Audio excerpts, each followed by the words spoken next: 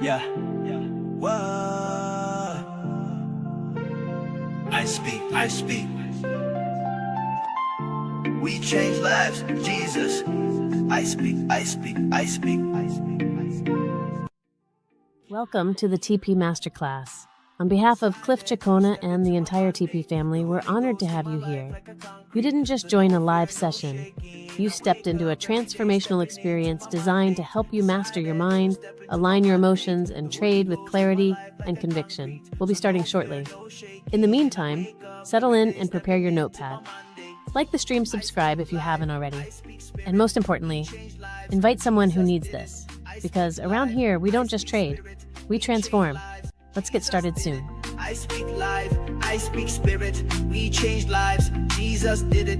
I speak life, I speak spirit. We change lives, Jesus did it. Step into my Monday. I'm stepping to my Monday. I'm stepping to my Monday. We change lives, Jesus did it. I'm stepping to my Monday. I'm stepping to my Monday. I'm stepping to my Monday. We change lives, Jesus did it. What is the TP family, and how do you become part of it? Don't worry, if you're watching this, you're already part of the TP family. Now, before you ask, no, it's not take profit. That's the first thing traders think, right? TP stands for Trading Psychology.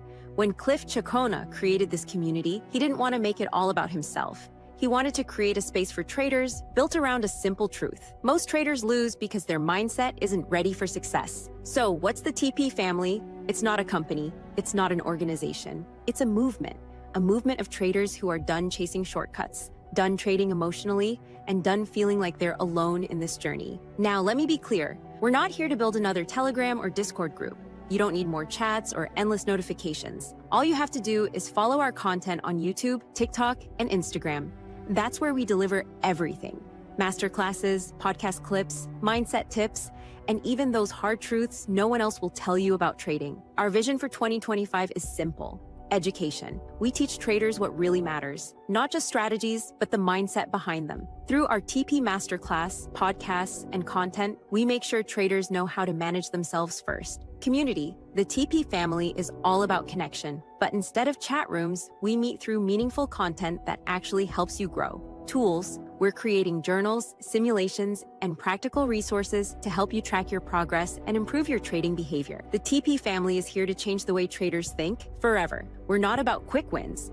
We're about creating strong, resilient, unstoppable traders. Welcome to the movement. Let's make 2025 the year you fix your mind and fix your trading.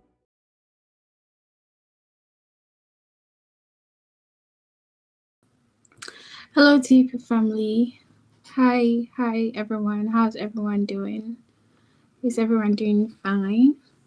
How are you doing this week, this Saturday evening, 6 p.m. UK time? Just let me know in the comment section how you are doing. And how was your week? How was your trading week? You know, I think every week I ask this question, like how was your trading week?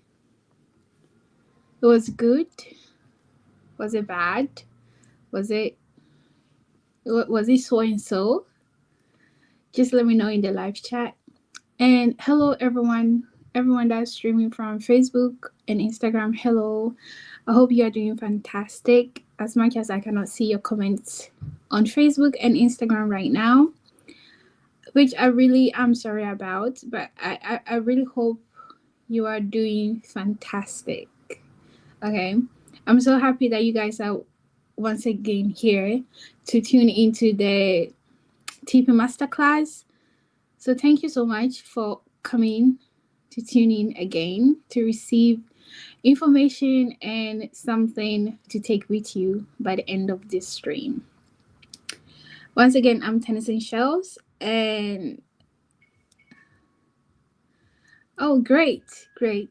Once again, I'm Tennyson Shells, and if you're tuning in from Ghana, UK, Nigeria, South Africa, US, UAE, where else? Namibia, wherever you are tuning in from, just let me know in the live chat right now so that I can give you a shout out. And also, if you're a first timer and you are new here, hello, big welcome to you. Thank you so much for tuning into our TP Masterclass right here on YouTube Live, or if you're tuning in from Facebook or Instagram for the first time, thank you so much for tuning in. And if you're a first timer, put first time in the live chat so that I can give you a shout out, okay?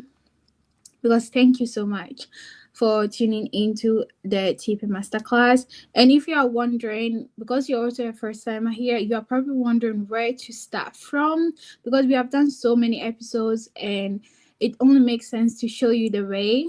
So all you have to do is just go on our YouTube channel, click into playlist, go into season 1 of the TP Masterclass sessions that we did, and find the video titled What is Really Trading Psychology. That video will show you everything that you need to know, everything that you need to understand.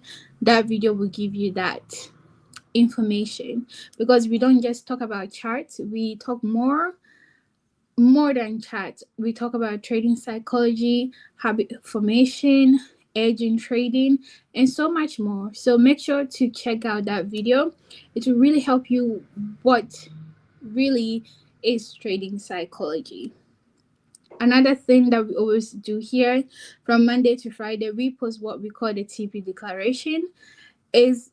Is usually a post where you have to speak few lines of declaration over your day for the trading from Monday to Friday.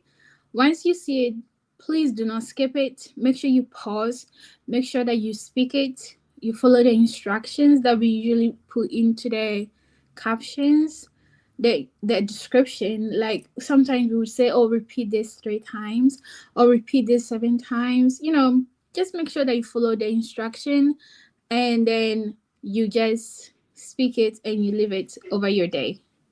Okay, so every time you see it, do not ignore it, and also make sure to interact with it. Like for instance, once you speak it, just put in the comment section that wow, amazing, or like done for the day.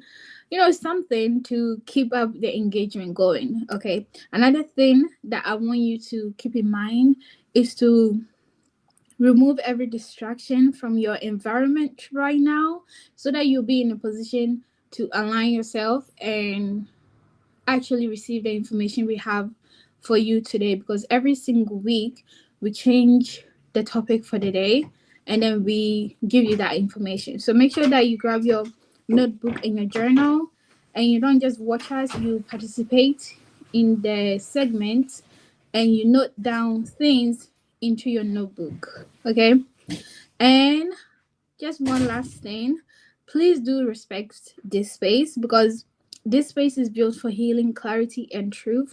So if anyone in the comments section, whether you're on Facebook, Instagram, YouTube here, please be respectful of us and others around you, so that you don't put anything offensive or anything distracting to others, because it's not anything personal. We just want to protect this space, and if you do anything outside of this, we will remove you from the stream. It's not anything personal, once again. So yeah, so I'm not going to talk for too much. I'm just going to hand over the session to the next person, and please stay tuned for more and don't leave the stream. Thank you. It's a mind game. You heard me. Trading is a mind game. Fix your mind, fix your trading. Fix your mind, fix your trading. It's a mind game. You heard me. Trading is a mind game. Fix your mind, fix your trading. Fix your mind, fix your trading. All right. Good evening, good morning, or good afternoon, depending on when or where rather you're tuning in from. I'm excited for today's session. For those of you who do not know me, my name is Willis Arome, and today we're going to be going through what I personally believe is a very important subject. I say this very often, and I genuinely believe it. I believe that this is sort of like the foundation when it comes to becoming successful, or when it comes to becoming consistent at something in anything.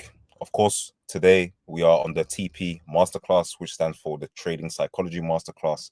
So everything revolves around trading. However, what you'll also find and learn is that a lot of these skills, hacks, mindset, everything to do with the art of learning, everything that you're going to be learning from this platform, you can actually apply to many different areas of your life, whether it be a business, whether it be your workplace, whether it be that you're the manager, you're managing relationships as well. So there's many different things, many different facets, if you call it like that, many different ways or formulas, or just many different versions of how you can take this information and apply it to various areas of your life. All right, it's just a reminder for each and every single person that the reason why we are doing this masterclass, the reason why we are doing this particular segment, which is the habit formation, for this particular masterclass, is simply because when it comes to the definition of habit formation, is the art of doing something repeatedly until it becomes subconscious. It's automatic, right? And the reason that I've said that it's the foundation, it's sort of like the pillar and the foundation of everything that revolves from it, is the fact that when you are consistent at doing something, when something becomes a habit and you almost instantly do something without even thinking about it, then you're on your way to success, right? When you can consistently do something, especially when it comes to trading, right? And it doesn't require you to really work hard to do something you genuinely don't want to do, but then you do something and it just becomes second nature to you. You're already well on your way towards success. I shared this many weeks ago, and I'll share it again. When it comes to wanting to achieve something, it's not about knowing all the formulas and all the hacks and all the tricks and filling your day with so much knowledge and information. No, it's so that all of these things that you want to pursue, that you want to master, let's just say there's 100 things that you need to master for one particular task.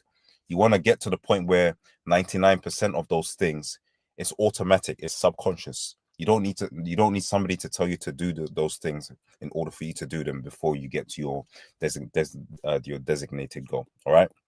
So it's just a reminder. And we're also doing this because when it comes to trading, there are various different things. We have, the habit formation, the habits. You need successful habits in order to become successful at trading. You also need to understand various other areas, such as the strategy that you're going to be using. Understand that although you need a strategy, you need a consistent mindset, you need a good mindset. You also need an edge, right? And of course, as you are all on the TP Masterclass, you need a solid foundation and a good understanding of what it means about trading psychology as well. All right, so let's get right into it. And you guys already know I love to start with a statement. I'm just going to recap really quickly, especially if you're brand new on this masterclass. I'd also like to say welcome. But we went over the topic last week regarding moving forward and not moving backwards, because the reality is, whenever you are trying to pursue something or you're moving forward, the moment you stop, you're not actually stopping, you're actually moving backwards. And I'll tell you why. Because let's just say that somebody decided to go to the gym. They were consistent at going to the gym for about a month, maybe 2 months, and they made a lot of significant progress. They made some significant progress by going to the gym consistently every single day. Now, they stopped. Let's just say it was January and then it was February, and then they stopped at February. For what reason? We don't know. It could have been that they are busy. It could have been that they had some family affairs that they needed to deal with. It could have been maybe an opportunity at work. Who knows? But they stopped. And now let's just say in June or in July, let's just say in July, they decided that they wanted to start again in July. But what happens? They believe that the same activity that they were doing at the end of February, they can pick back up in July. Not necessarily. The reality is you now need to get back into a mold, into a stage whereby you can handle the weights that you were lifting, where you can run, you can practice your breathing techniques in the same way that you were doing a couple of months before you stopped, right? So it doesn't actually cause you to start and then stop. No, you stop, but what happens is you now need to catch up back to the level that you were. So it's almost like you've moved backwards a little bit, all right? Hopefully that makes sense. So the idea is that you want to just start. You want to start doing. Once you start doing, you can then begin to improve and consistently do something. And in light of the last subject that we touched on last week, this is almost like a continuation, but I'm going to be shedding some light on a different perspective here. All right. So as you guys already know, I love to start with a statement, and the statement, as you can say, it reads, we are limited by where our habits lead us. In the small print, it says forming decisive moments. What are we talking about here when we're saying forming decisive moments? All right. Let me explain some two things. So let's just say, for example, you decide that you want to be full of energy when you're waking up, right? You want to be full of energy when you're waking up. You've decided that, you know what, I need to start waking up earlier. All right. But you have this consistent habit of eating very late, very heavy food when it's very late, right? So I'm not going to go into the different types of food, but let's just say you already know in your hearts of hearts, in your minds, you already know that the food you're about to eat is very heavy. Let me give you maybe one example. You have a whole pizza, right before you're supposed to head to bed, or you've decided that, hey, I need to wake up early and on time, but I'm going to have a full pizza. I'm going to have some fries and everything else, right? You're going to get to a stage where it's going to become very hard. You're going to be very heavy. You're not going to feel great. Oftentimes, that's the reality, right? Or let's just talk in trading context. Let's just say that you are consistently backtesting, but you're not really forward testing, or you're not really going into the live environment or the live markets. Eventually, the more you backtest, and there's nothing wrong with backtesting, I believe in backtesting, but let's just say you haven't spent enough time in the live environment. Let's just say New York session is where there's a lot of volatility, a lot of activity, especially for you guys that trade gold, for instance. But for the majority of the market, that's when there's a lot of liquidity in order for you to trade. If you don't spend that amount of time, or the time during the hours, let's just say from 2 p.m. UK time, for example, right up until, let's just say, 4 p.m., then you're not really going to know what's supposed to happen or how you're going to respond to certain instances that happen in the market, because you're constantly backtesting. And yes, you can see the movements that happen at specific times when you're backtesting, but when you're in the live environment, because you haven't had the experience, you don't have enough skin in the game, what's going to happen is, as the statement reads, we are limited by where the habits lead us, because the habits that we currently have are leading us to one way. It's going to be very hard for the habits that we actually want to lead us into a different way, because all we know is what we currently know. Hopefully that makes sense. So the idea really is forming decisive moments that will lead you almost like a gateway into other things, right? I'm going to touch on this topic very, very briefly, but let's just say, for example, somebody is, there's something that we call gateway drugs. Okay, I'm not going to spend too much time on that, but you get the idea. When you start something, it leads to something very severe at the end of it. All right, you start something small, you think, oh yeah, I'm just going to have a puff here and a puff there, right? And then maybe years later, God forbid, but let's just say years later, you start indulging in something that you shouldn't be doing, right? But then you don't even realize that, oh, how did I get here? How did I get to this particular place? Why am I so addicted to this particular thing? It starts with something called a gateway. And I believe that habits are very similar. It's simply to do with the decisive moments, those decisive moments which cause you to just do things. It becomes a habit, and then all of a sudden it leads you to another thing. It becomes a habit.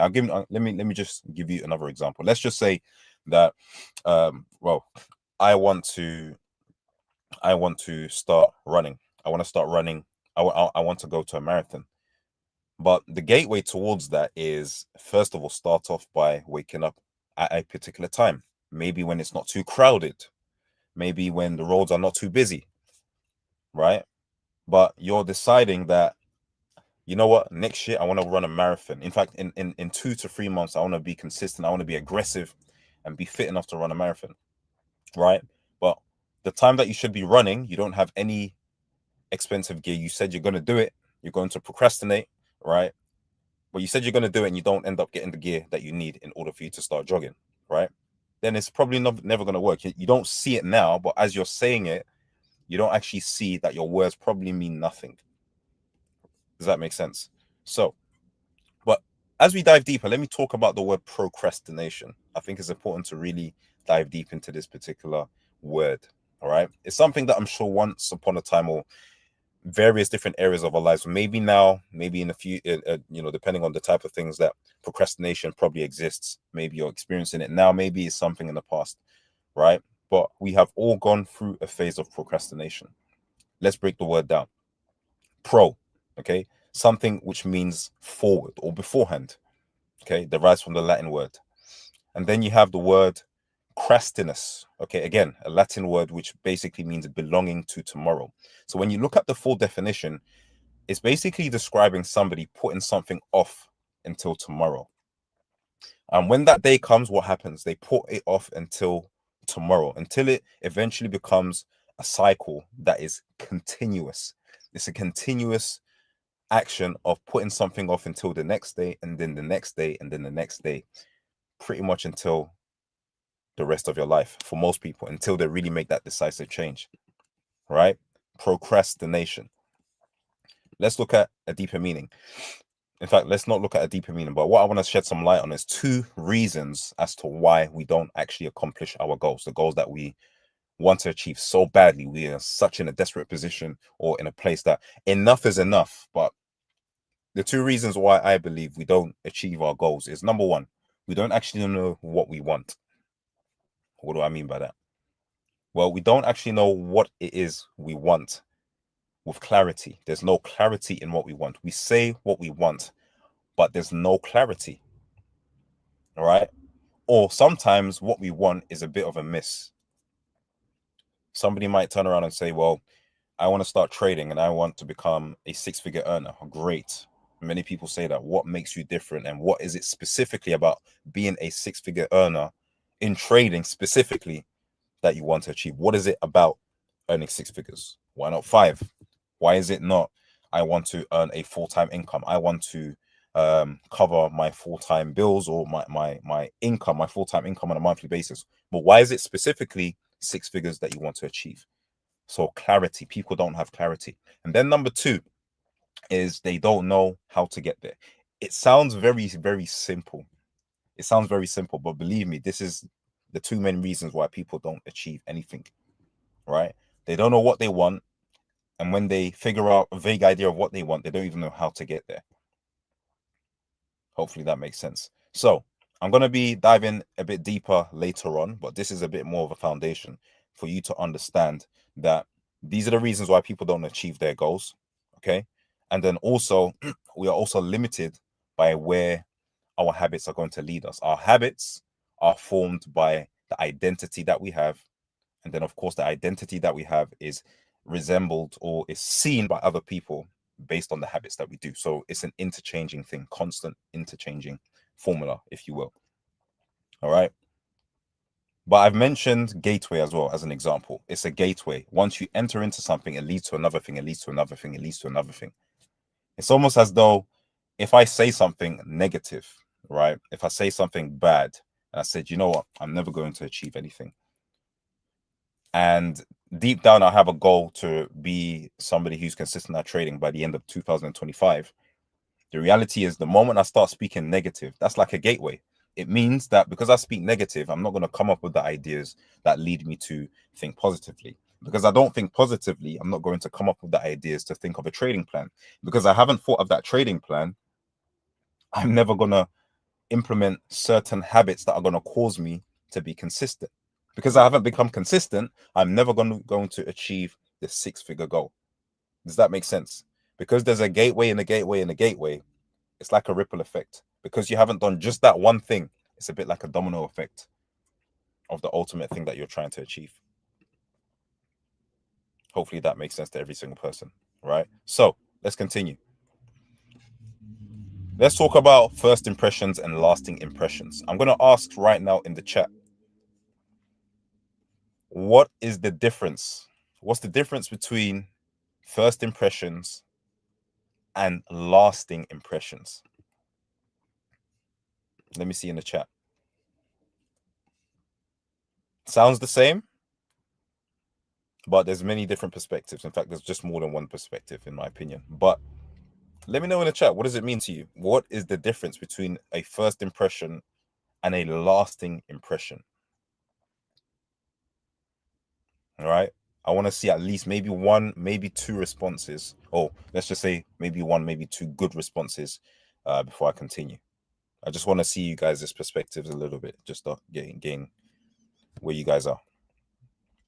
And also, if you are brand new to the masterclass, I also like to say welcome, because I can see that there's a few people who said first time. So great, welcome to the TP masterclass. Yeah. So somebody so far has said excitement versus reality. Okay, that's a good point. Anybody else? What's the difference between a first impression and a lasting impression? What would you say is the difference? What is the difference? So John over here has said first impression could be a lasting impression, positively or negatively. I love that. I absolutely love that, because it shows that you've taken some time to think about it. Because I certainly believe this type of question is a thinking question. It might have a response, some sort of like a factual response, but really and truly, it causes you to. It's like a thought-provoking question, because it almost is the same thing, but they're very different at the same time. All right, so Rock Trades Futures has basically said deeper emotions, long-lasting emotions. Okay, so sorry, deeper emotions equals long-lasting emotions. And before that, you said emotions. Perfect. And you guys keep it in the chat. Let's keep it going, but I'm going to continue from there. Okay, last one, just the last one. The last one basically says from Light Pro FX. It says, first impressions are the initial. Sorry, now there's more comments coming in. The first impression are the initial judgments people make without settling the expectations. I'll say that one more time. The first impressions are like the initial judgments people make about you, setting expectations, while the last impressions, it should be lasting, but the last impressions are the final memories they hold, which often is more lasting, it has a more lasting influence. Perfect. And I'm going to probably read this later on or closer to the end. All right, but let us continue. So first impression, pretty straightforward. The first impression is immediate. It's unconscious or subconscious rather. And these judgments are usually formed in seconds. It's like if I see somebody straight away, right? They have they have a suit, they have a brown suit, they have a blue suit, and it looks really, really detailed, very, very sharp. For me, the first impression is, wow, that gentleman looks incredibly sharp. I wonder what he does for a living. But whatever he's doing, he looks like he's well put together, very well educated, and hats off to him. I respect him. I probably want to have a conversation with him to find out a little bit more about what he does. Perfect. So that's the first impression. What is a lasting impression? I think somebody mentioned just now deep, the word deep, all right? But a lasting impression is a deep perception developed over the key word, which is time. Okay. The lasting impression is developed over time. Now, the thing about this is that a lasting impression can be a first impression that also lasts a very long time. Right? This can depends on the relationship. It could even depend on, I've seen this person for the very first time. I may never see this person ever again. All right. I may never see this person ever again. However, when I first saw this individual, this is what I remember about them. It might have been a good thing. It might have been a bad thing, but that caused a lasting impression. All right. You guys are probably thinking, why am I talking about first and lasting impression? Am I meeting somebody? No, I'll get to the point right now. All right. But the purpose and the point here is that when it comes to impressions in general, this is more like an analogy that describes, it's like the steps to the future. When somebody sees a person is trying to go somewhere, I'm going to focus on the topic of trading right now, for example. We're talking about trading. Somebody is trying to, again, make six figures.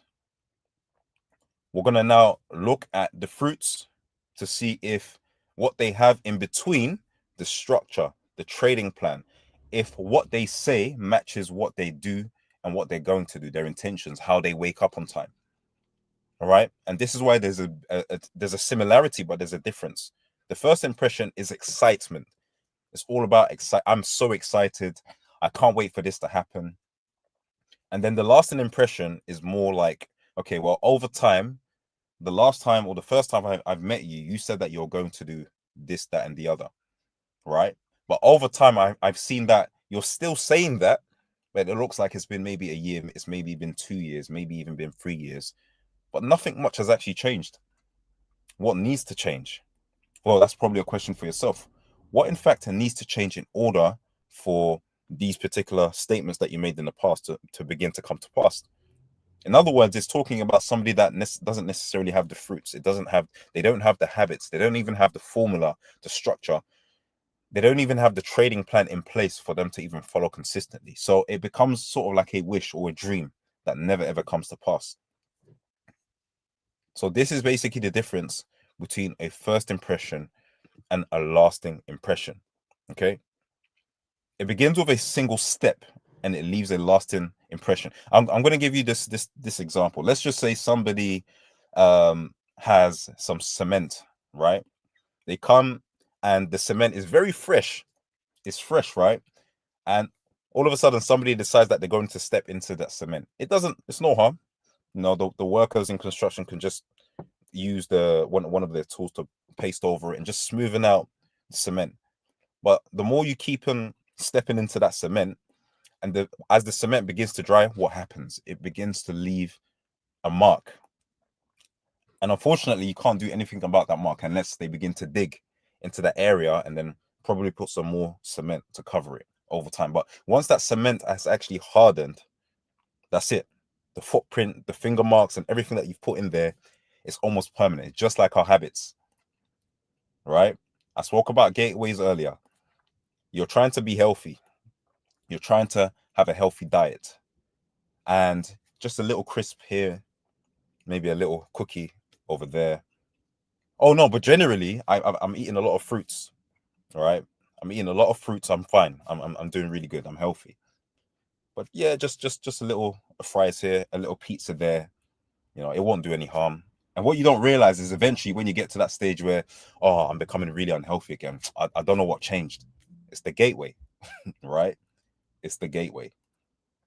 Because you told yourself that in the beginning, this is what I want to achieve. And the moment you start to go into another route, you don't realize that it becomes very hard to steer back into the opposite direction, right? Because those things can sometimes become very permanent until you really uproot it and begin to change for good and for better.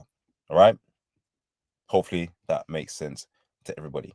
But the one thing that I want to really remind every single person is that when you set yourself a goal, start with the goal and then begin to work backwards. Okay? Begin to work backwards. Now, let's continue. I'm going to show you the habit shaping diagram. All right? And I'm going to run through this really, really quickly so that you guys can really take some ideas. If you want to take some time to go back on this particular slide on the YouTube video, then feel free to do so. All right. But the habit shaping diagram really describes the different phases, the 5 phases of how you can control yourself and really begin to build some consistent habits for yourself. Right. So phase number 1 for somebody who's an early riser, they want to start getting on time is it can be, okay, I'm going to dedicate myself to wake up every single day at a set time. It can be that, but why don't you take some steps to get there? So step number 1 can even be, well, I want to be home before a certain time. I want to be home by 10 p.m. every single day. And then phase number 2, you do that, or maybe you get home earlier, but you said by 10 p.m. I need to switch off all devices that will cause me to be distracted and cause me to start sleeping at midnight, at 1 a.m., at 2 a.m. Now you're consistent with that. And then you go on to the next phase, which is phase 3. Okay. I'm going to be going to bed by 10 p.m. and I'll be in bed. I don't have to sleep, but I'm making sure that there's no devices, but I can read a book. Okay. Phase number 4 might be by 10 p.m. all the lights are off. I'm going straight to bed. As you continue to get consistent with that, you then can now, as I said last week, you can then now start advancing these habits. But it first of all needs to be established, and then you can improve it. Okay. And then phase 5 will simply be I'm waking up every single day at 6 a.m. every single day consistently. This is an idea, or this is a good way of building a habit. Do it step by step. not straight away going for the big deal always. All right. You guys can see the screen. You guys can really take the time to go over some of these different formulas. But the last one I'm going to talk about is the one for trading, of course. So start by executing and managing trades effectively. Okay, this is a very vague example, but you show up every single day. Okay, go to your trading platform or go to the desk every single day. And then phase 2 might be, you know exactly how much you're going to be risking. All right. So showing up every day might even look like, okay, I've got my MT5. I'm going into the charts. I'm going to XAU USD. I'm going to NAS 100. I'm going to GBP USD. Right. You know exactly where to go. Right. You're not confused when you receive a signal, or you're not confused as to what these currency pairs mean. You're not confused about the broker that you're using, especially if you're brand new and you're new to trading. You're not confused about how the platform works. That's number one. If you're confused about how the platform works, then forget about phase number 5.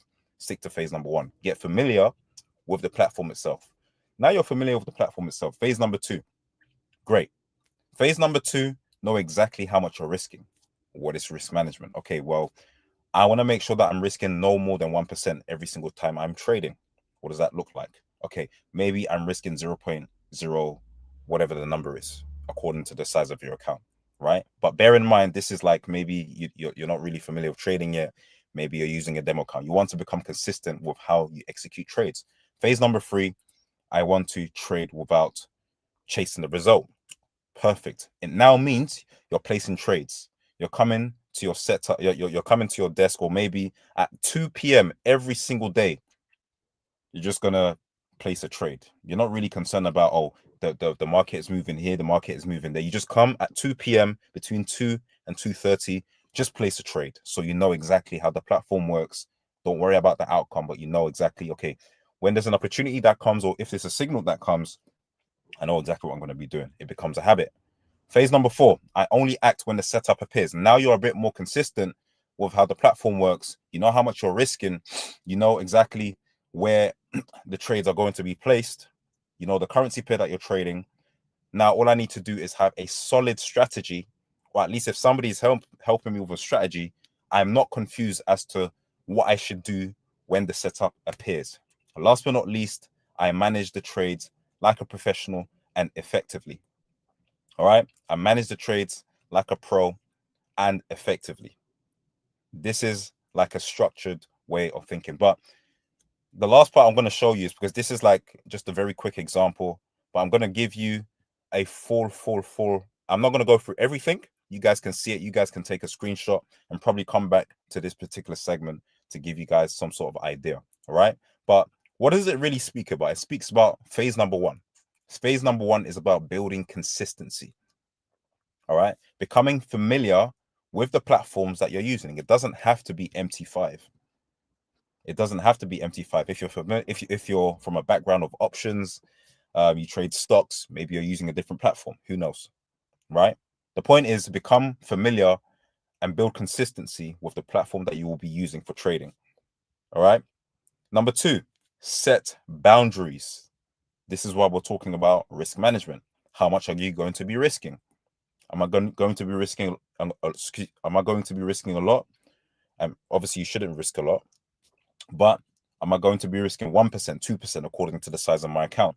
Okay, perfect. Let me download the demo account, or let me just put a small amount of money that's not going to really affect my pockets, and become familiar with how to place a trade quickly, instantly, without being panicked about, how the market conditions are flowing in that particular time.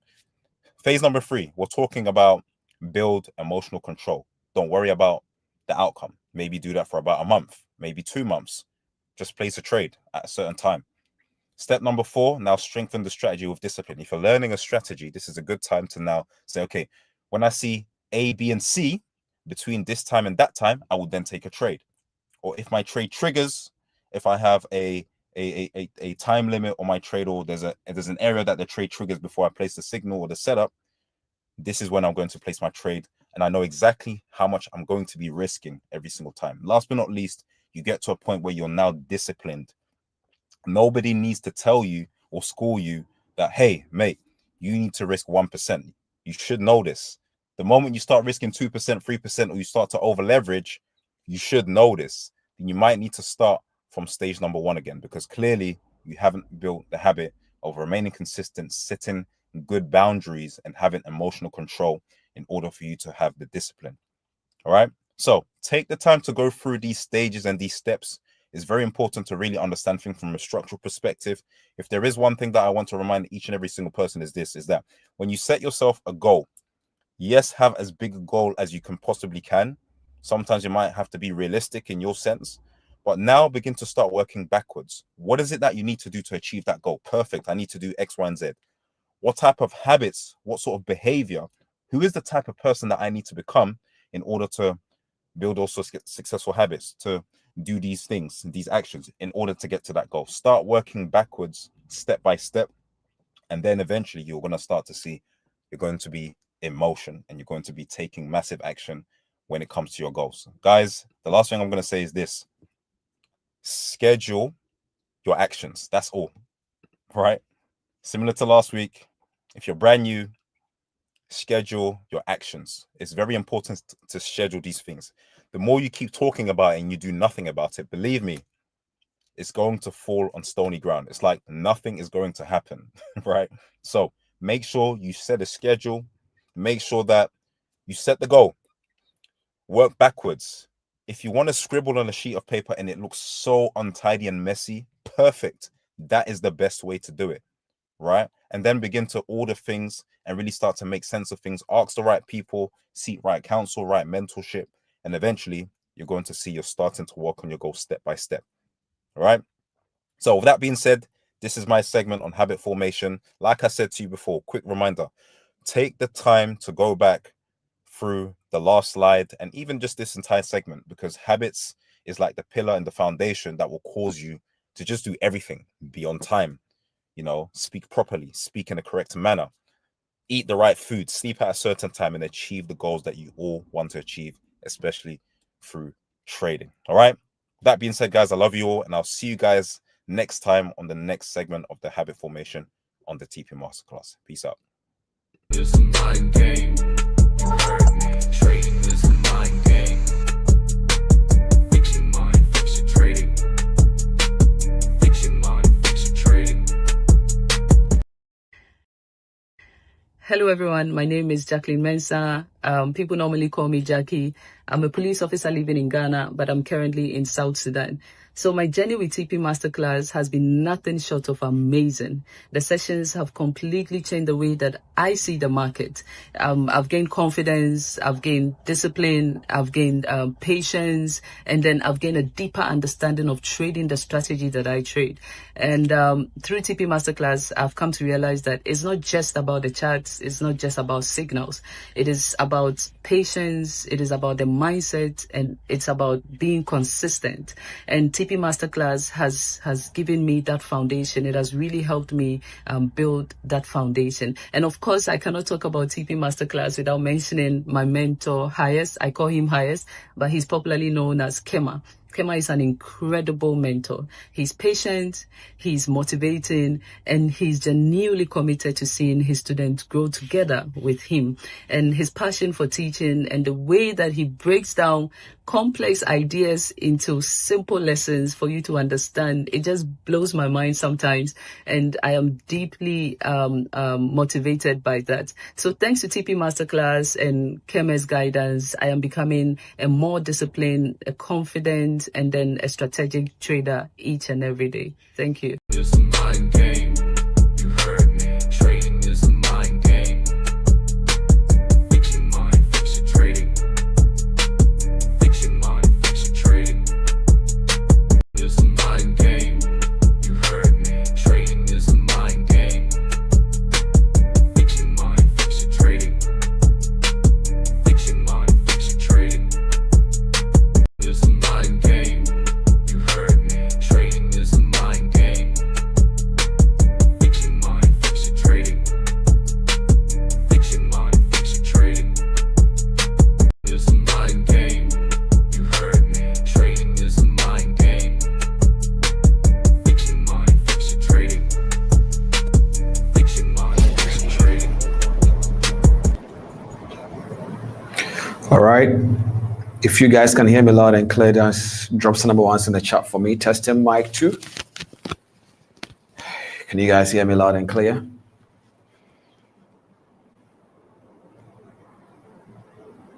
Wherever you are, whether you're tuning in from Instagram, Facebook, wherever you're tuning in from, just thank you for joining. I have some couple of few things to talk about today. I'm going to run through it very fast, and then we will. Okay, you guys said you can hear me? Okay, if you guys can hear me, that is good. Right, before we do that, if there is anybody here who is new, kindly just let me know in the comments so that I can say hi to you. And then if you know that you have to invite somebody also as well for them to come onto this stream, just invite them. Please invite them. Today I'm going to be teaching something very powerful. You want to be able to make sure that the people that you are inviting, they are here, and you don't want to assume they are here. Invite them, okay? Invite. Let me go into the comment section quickly. Let me see. Yao Forex said he's new. Welcome. Kim Carroll said he's new. Okay, guys, you know what? First of all, I just want us to drop number ones, or let's say, for example, welcome into the comment section to all the new people. The purpose of this is that it's very important that we make them understand that this is a community. You know, even though we don't have a Telegram channel right now or a WhatsApp group, it was done intentionally. In this industry, you know, I've seen people always getting swept into Discord channels, Telegram channels quickly, like as if, you know, people are the business. But then in TP family, we don't have something like that. It's an intentional reason. We have not gotten the liberty yet by the inspiration of the Holy Spirit to do that yet. So at this moment, we are really making sure that if you are a serious TP family member, then you will always meet us here every single Saturday, 6 p.m. So everybody who is here on this masterclass at this moment right now, automatically it makes you part of this community because you believe in mental transformation. Does that make sense? Let's kind of bring those who are tuning in from different across the globe. Put your name, or in other words, put your country where you're tuning in from. Let me say welcome to you. While you're doing that, I just want to say thank you to all the people that came for me. Shells, thank you so much for always being an amazing TP family member. Willis, thank you so much. As you guys know, normally we are supposed to be having the edge segment, but then today we are just doing myself, the edge segment, and then we will be wrapping up from there today. But then let's bring up on the screen where everybody is tuning in from. Let me know so that I can say hello to every single person. If you're tuning in from Instagram, thank you. You can also drop in the comment wherever you are. We have Kishan from India. Kishan, nice to meet you. We have Amy from Italy. Nice to meet you. I really appreciate you. Thank you for being here. We have Francisco from Ghana. Thank you for being here as well. Really appreciate you. Botswana in the house. Thank you so much. Who else do we have out there? Uganda in the house. Mango. Hey, thank you so much for coming as well. Who else do we have there? Uganda in the house again. Nelson, thank you. Thank you for guys for joining. Do we have, I'm going to take 2 or 3 more people to say thank you to them. We have Okoro from Nigeria, Lawson from Nigeria. Thank you for joining. Who else do we have out there? I think this is that Togo, or I need to go back to school again? Okay. So anyway, I hope I got a country correct. Okay. If I didn't, forgive me. All right, ladies and gentlemen, thank you so much for joining this masterclass. Okay, Nigeria in the house. Thank you so much, guys, for tuning in. Let me just quickly do some housekeeping announcement quickly so that we take it up from there. If this is your first time, this masterclass, we have done 38 episodes. And I think if you joined before I came, Shell already broke down for you guys to understand that we have a playlist that always you can go back to and refer to our previous videos. But if it is just your first time, we meet every 6 p.m. UK time. It is a culture here. We have done 38 episodes as counting today. I hope that it actually really transforms some of you guys, your life as well, just like how testimonials are coming in and so on and so forth. On another regular structure as well, as you can see, this masterclass is not just a masterclass that is really only just about, talking about just one thing. And I'm going to explain the reason behind that. We teach more than just one side because there is a whole structure. Now, a lot of people have always been asking me, Cliff, how can we be able to learn from you in the whole structure of the information that can transform our life? Well, I'm going to basically explain some couple of few things so that you guys can be able to understand some couple of few things right now. Stay with me. All of those asking me, Cliff, how can we learn trading in the whole complex of it, from strategy to the psychology to risk management? As I told you guys, we have a boot camp coming up. That boot camp has everything in it. Just like how you go to school and if you want to become a doctor, you don't just learn about diseases only. Yes, even though learning about pathology as a whole to understand the diseases that can affect human beings, there is also a dimension of medicine that goes beyond just pathological information. There is a pharmacology in it. There is the human anatomy. So the same thing in trading. You don't just learn a part of the information and expect to become transformed. You need to understand economics as an individual. You need to understand business management. You need to be able to understand analysis, data analysis. You need to be able to understand the industry as a business, then psychology in a whole as well. So these are the things that we are coming up to give you a gist and a little bit of a teaser of how the bootcamp is going to be. There is going to be a physical place. Some of the masterclass is going to have both physically and then also online. It's going to happen the same time. It's going to be a very beautiful experience, and it's going to be happening every single year, once a year, God willing. What this is going to do is going to have a school system structure that is going to transform you as you go in and as you come out. And so that is why it has taken a while for us to put preparations in place. There isn't going to be just Cliff Cheqona teaching. You're going to find an actual, teachers being involved as well, and then traders and so on and so forth. And at the end of the day, if you want to be able to learn more, that will be the place to learn everything. But then on this masterclass, on this YouTube, we talk about one thing, which is about trading psychology. In other words, the mindset, the emotions, and the behavior of that trader. How can you study it? And when you study it, what do you do with it?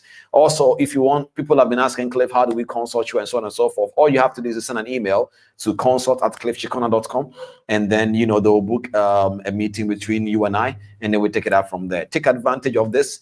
Because this is the season where I'm dedicating time to consult people as much as I can. I'm not always free, but I try my best to do this for people. And if you do book, please make sure you show up, because if you don't show up, that time might be given to somebody next time, because these things, we do these consultations for free. But then for now, we have the time on our hands, and we can give that. So that is basically just for that announcement quickly. Now we're going to do some quick announcements again. Stay with me. We'll take it out from there. Can we bring the first announcement up on the screen one more time again? Let's start with the Ghana one. The Ghana, not the dinner, the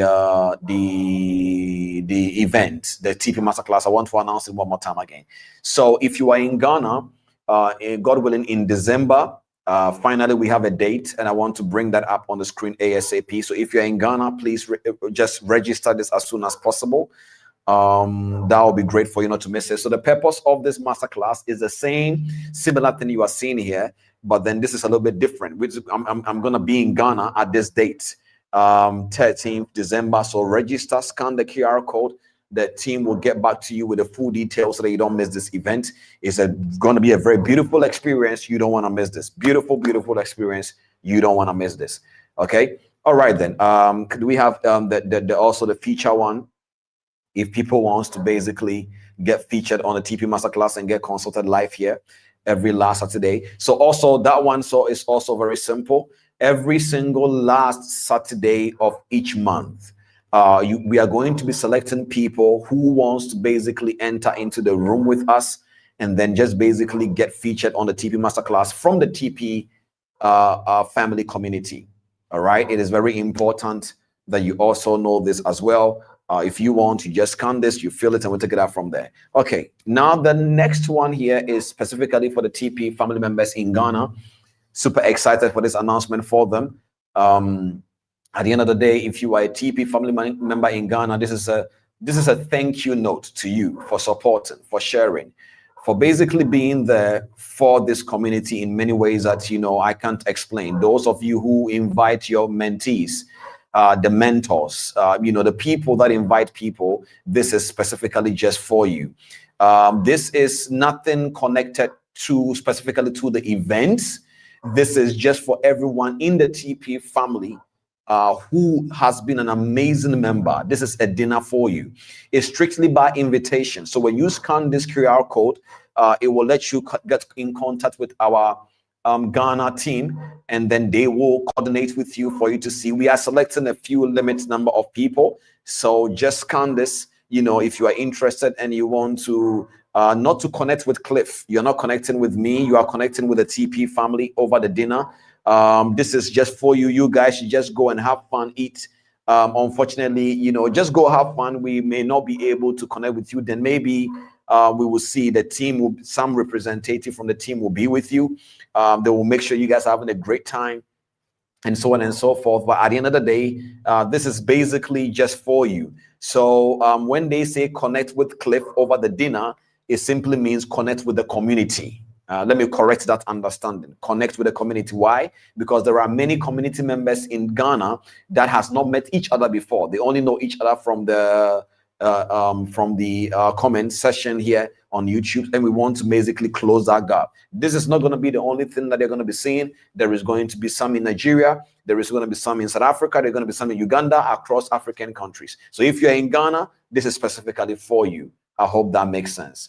Okay. With that all being said, I think this will be the announcement for today. I don't think I'm leaving anything out. All right, ladies and gentlemen, today I'm going to be teaching something very important. Today I'm going to be introducing my topic earlier today so that you will have the mindset of what we're about to talk about. Today I'm going to introduce my topic early today so that you can write it down, but hold on to that thought, and then I will explain to you exactly what is it that we are talking about today. Today, my topic is for everybody who wants to grow an account. My topic today is for those of you guys who are trading live account, or you are about to trade a live account, whether you are blowing an account or whether you want to grow your account. This topic is for you. This topic is for anyone who wants increase in their life, because the information you're going to be learning psychologically will do more for you than just trading. But specifically for those who wants to grow the account, those who want to stop blowing an account, it's not going to be about just blowing an account. And in fact, I want to recommend a video right now also to all those who keeps on blowing an account. I think one of the masterclasses I spoke about the psychology behind blowing an account. Go look for this masterclass on the live segment part of the playlist and watch this masterclass.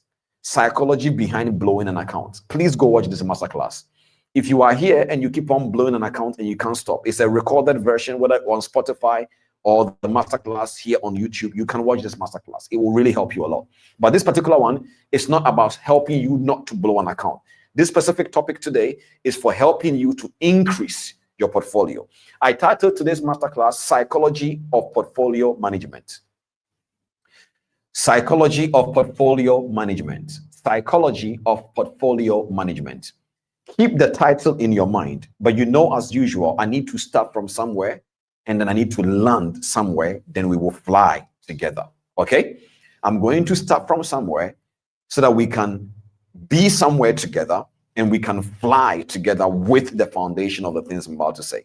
So right now, wherever you are right now, watch this carefully now. Watch this carefully. Make sure that your mindset right now in this atmosphere is structured in a way that your posture is right.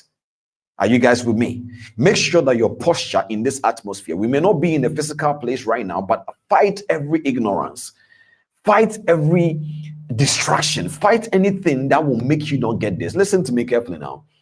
We have done 38 episodes. If I was joking with you by now, most of you should have just unsubscribed from this YouTube channel. Why am I saying this? Because you need to understand that the context of the information you are hearing.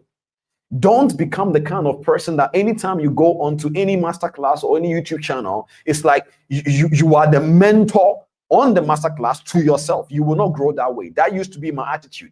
It's like anytime I enter into an atmosphere, it's like I want to analyze everything in the room to see if this person can transform my life.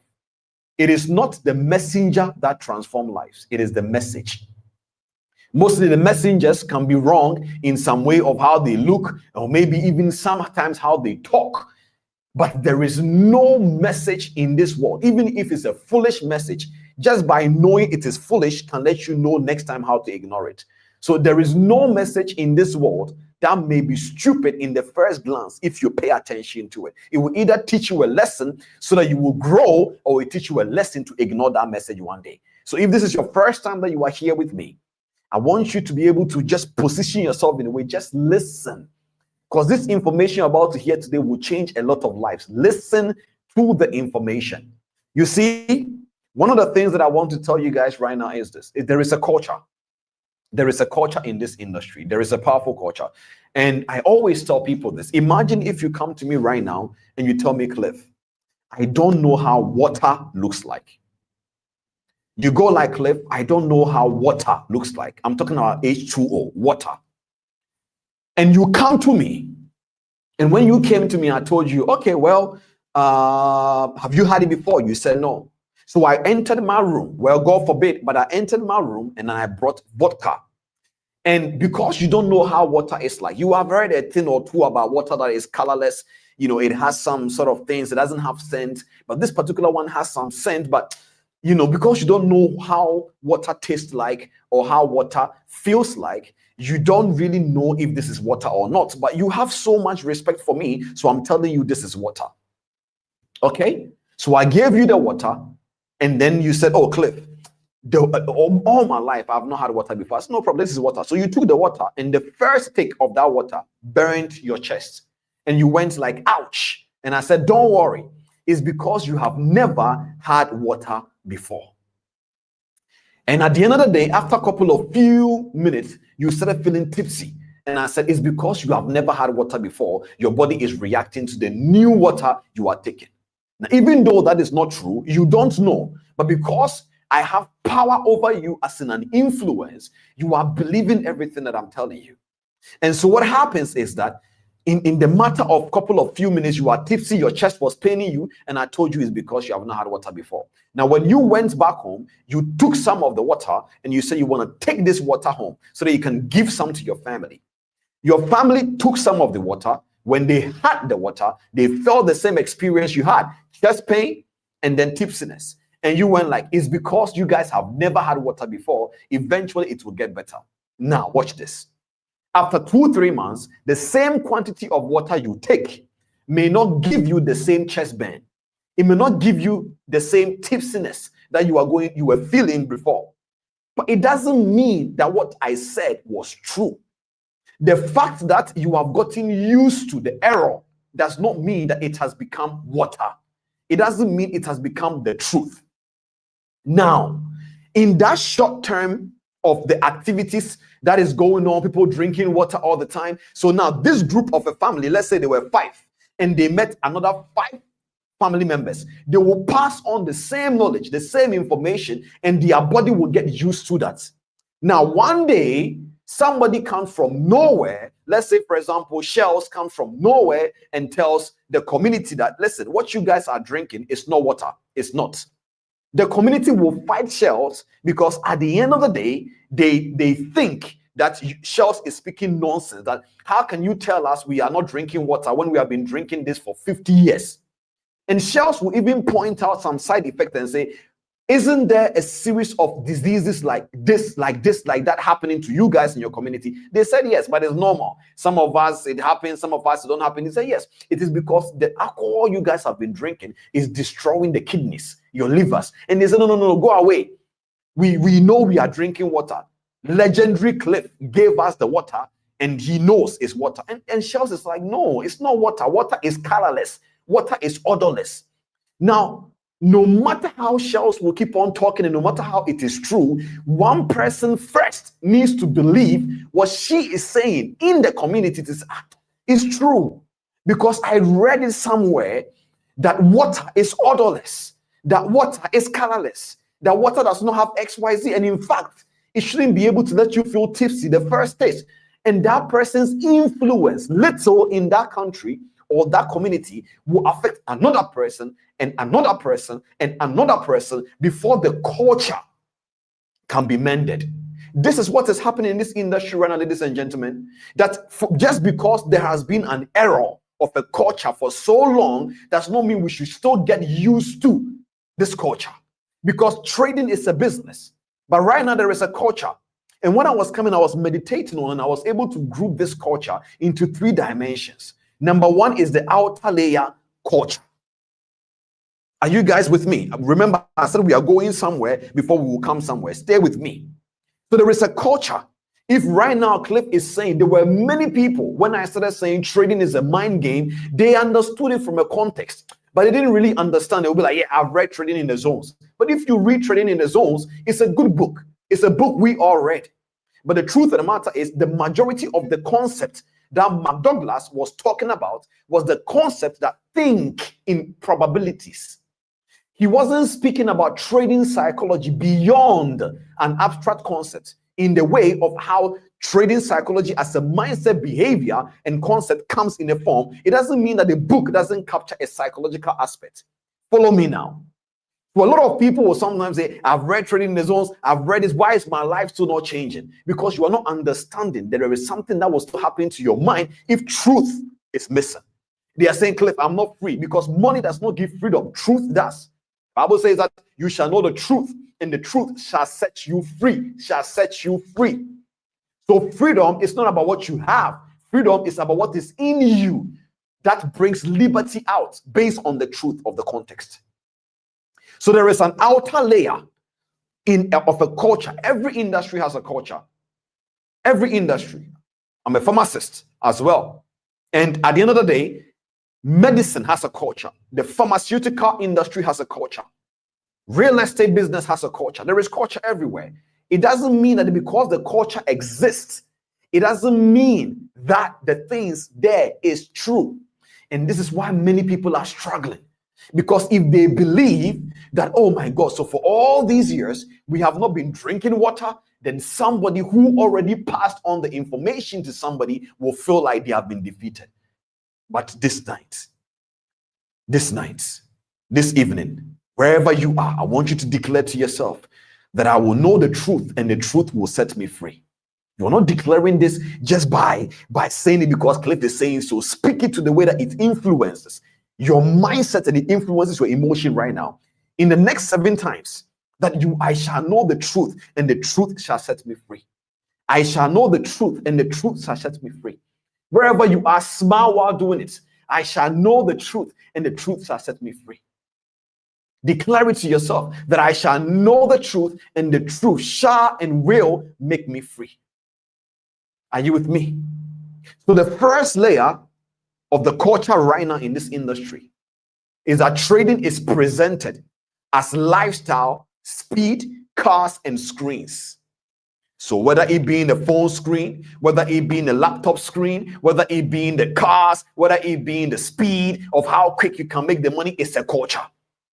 It doesn't matter even if it's bad or wrong, culture, it is. And what it does to the mind, I wrote down here that it creates emotional excitement and unrealistic expectations. Culture. Culture is very powerful. It is what will make men fight other traders and say, I'm the goat. You are not. Based on what, chief? If you are saying you are the goat, that the big boys will eat you for dinner, I understand. But if you say you are the goat, meaning that you are greater than everybody, think again. Because even Jesse Livermore loses trace. Jim Simmons loses money. Warren Buffett loses money. So when you say you are the GOAT, it's based on what? But this is the culture. The Bible says those who compare themselves to themselves are not wise. This industry was not made for Cliff to say he's better than you, or you to say you're better than Cliff, because it's a relative journey. It's not generic. The first culture, the outer layer. Trading has been presented as a lifestyle, speed, cars, and screens. And what it does to the mind is where I want you to really pay attention. It creates emotional excitement and unrealistic expectation. Second layer, So the first layer is the outer layer. Second layer is the middle layer. Endless strategies, indicators, and setups. Ladies and gentlemen, every strategy that I threw away, that I was looking for another one during my days when I started in 2012. From 2012, when I started, I was looking for I don't know, maybe a new strategy has popped up I've not heard. Let's start with indicators. From Ichimoku Cloud, I can name all the components of Ichimoku Cloud. From Chico Span, I'm not even talking about the new names they give it now. Chico Span, Koji Span, all of them. To alligator strategy, to moving average crossings, which one have we use? We were looking for everything all the time. Then we now shifted to pure price action. We're like, this is it. We are going to make money. Then we didn't make no money. Then we kept on searching. And now in our state of this maturity, we can testify that almost every strategy, even if it's 50% winning ratio, your chances to make money is still high. But traders won't believe it. Why? Culture. So they keep on chasing strategies every day. So, and you know, right now our phones can listen to us. It is no more a joke. It is real. So you can say, oh my God, I wish I can find the perfect strategy. And the minute you log on to YouTube, you will see a beautiful thumbnail. This perfect strategy will make you money in minutes. And you will say to yourself, my God, this is not a coincidence. It's not, Chief. It's not a coincidence. You came across it really for a reason. And then now you will now forget about the strategy you were almost about to finish back testing, and you jumped onto a new one. There is no holy grail strategy that exists. I've said this all the time. Even if a perfect strategy exists, because it is in your hands, it stops being perfect. Why? Because of cognitive biases. So the second layer is called the middle layer. So the first layer, which I said the outer layer, is called the entertainment culture in this industry. Because the ones that is trying to say that, oh, I went to the beach and I make money. I can make money anywhere. Yes. The guru for you. He can make money anywhere. He can even be sleeping, dreaming, and pick a trade and make $10,000. Good one. We hear you. The entertainment culture. Then the second culture is called information overload. We are all saying the same thing. Buy here, don't buy there. Wait there, don't wait here. But then because we are all trying to brand ourselves as mentors, what happens? Je m'appelle Clifford. My name is Clifford. And in English, my name is Clifford. Same thing, different language. Меня зовут Clifford. Whether in Russian or whatever, my name is Clifford. So same thing. So you will find one mentor, Je m'appelle Clifford. Another mentor, my name is Clifford. Another mentor, Меня зовут Clifford. Same thing, but we all have to brand ourselves, right? So at the end of the day, too many jargons. Don't buy here, buy there. So what has this created? Information overload. And every single time there is an information overload, the reality is it will create analysis paralysis. It's just a matter of time. It confuses people. What should I focus on? Which one should I use? Should I use moving averages? Should I use VWAP? Should I use smart money concept? ICT? Should I follow up? What should I do? Information overload. Then the last culture, we call it the core layer. This core layer is very powerful. I call it the instant gratification culture. Reward systems built around dopamine. Conditions the mind to crave outcome, not discipline. Even though withdrawals are good, but you only withdraw when you have put in the effort by following your trading plan. You can't gamble your way to withdraw successfully all the time. Eventually, you'll be caught up. Are you with me? So I wanted you to understand that this industry has a culture. And as traders, you, wherever every single person is under the sound of my voice, if you don't rise up to fight this unnecessary culture, this industry won't change. It's not a Cliff Cheqona job alone. You need to understand that when I am speaking like this, it is not just so that you will say, oh, then Cliff is the one saying the truth. I want you to speak the truth as well. Trading is not a get rich quick scheme. It's not. Even if you get lucky today, what about tomorrow? You need the right mindset. Are you with me? I needed to start from here for you guys to understand. The industry has a culture, and the culture is breaking people. It breaks my heart. It truly breaks my heart. The culture is breaking people. You bought a car today, and so what? How does that affect the woman who is a single mom somewhere in Uganda? You bought the new Lamborghini, and so what, chief? How does that affect the person who is about to be thrown away from their house? And they will start by saying it's for motivation purpose. It's not true. It's not true. So these are the realities that as a person, you don't need to keep on exposing your mind to these things if you know you don't understand how the industry works. Now, before we go in, there are a couple of few conversations I've had previously during this meeting, and people were asking me, Cliff, I don't know how to follow a routine, because as a portfolio manager, you need this information I'm about to share now. If you guys are learning, drop some number ones in the chat for me, wherever you are, Facebook, YouTube, Instagram. Drop some number ones in the chat and let me know you are learning. I know this masterclass always feels serious. Seriousness in this generation feels boring. I know. Sit down and learn. Enough is enough, because becoming successful is hard and being broke is hard. Choose one. Choose one. It's either you choose to go and stay in convenience, or you choose to go hard and enjoy the boredom. But both of them is hard. Being broke, hard. Successful, to become success, is not easy. Choose one. So people come to me and say, Cliff, we don't know how to follow our routine for so long. Please listen to this carefully. I'm about to tell you why you keep on doing something over and over again, and at some point you get tired of it, and your routine breaks and it becomes difficult, because you need this so that you understand when we are talking about psychology of portfolio management. You need this information. Listen. You see, let's say you are here and you have designed a new routine and you are struggling to be disciplined. Psychologically, what happens? Psychologically, what happens? Listen to this carefully now. When you start doing anything in this world, let's say morning, you are having a routine that makes you wake up early, read your Bible, pray, read your books, speak some declaration into your life, you command your day. Let's say that is a new habit that you have started, because remember, you were not doing that before. So your current mind that you have is everything opposite to who a successful person is, to who a trader is, to what everything is. Are you with me? So you don't have this information yet. It's just a reality. Your brain, your subconscious mind is not wired yet. So first day you were excited. You come onto this call, Cliff is saying, declare. You are like, I'm great, I'm great, I'm great, I'm great. Well, good for you. Second day, I'm great, I'm great, I'm great, I'm going for it. Third day, the same thing. The 10th day, same thing. Now, the motivation that started the I'm great, I'm great, I'm going forward, I believe in myself, a rich family will come out of me. There was nothing wrong with that. But day 1, day 2, day 3, day 10, your brain won't cease like that the same way again. Your brain is going to say, oh man, are we still doing this? I'm great, I'm great, I'm great. You are not great, bro. Can't you see you are still broke? You are not great. You are hungry. What is this? So your subconscious mind will start coming in. Why? I've told you this before, that your subconscious mind is like a parent, and the current you is like a child.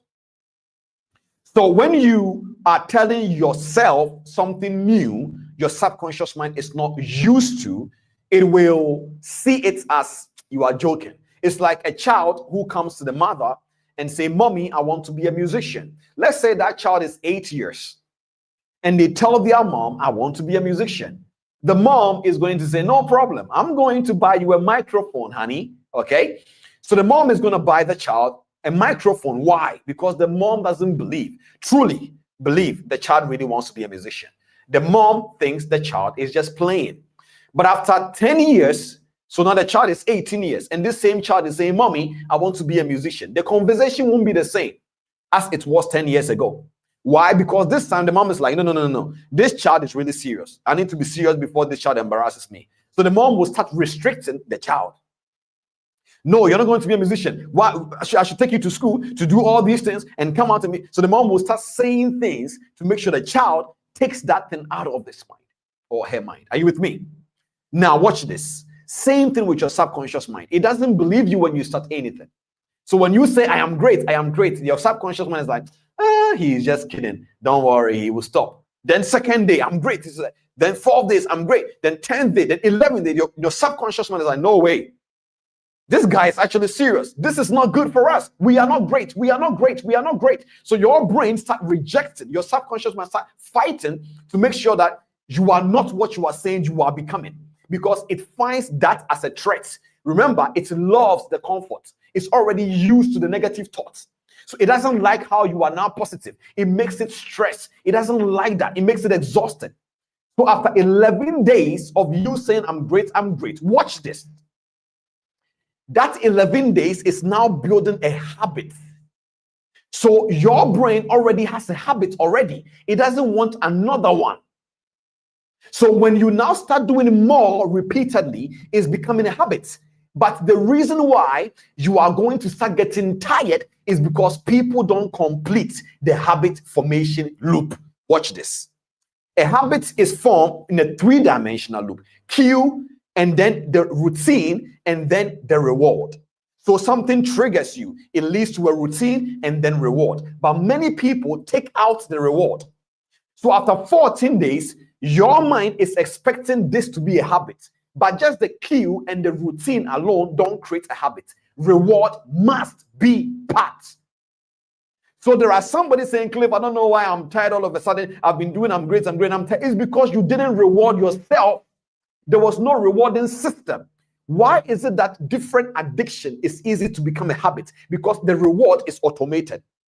Let's say, God forbid, you watch something wrong and you do something bad. There is a gratification in there for you. It's a rewarding system to your brain.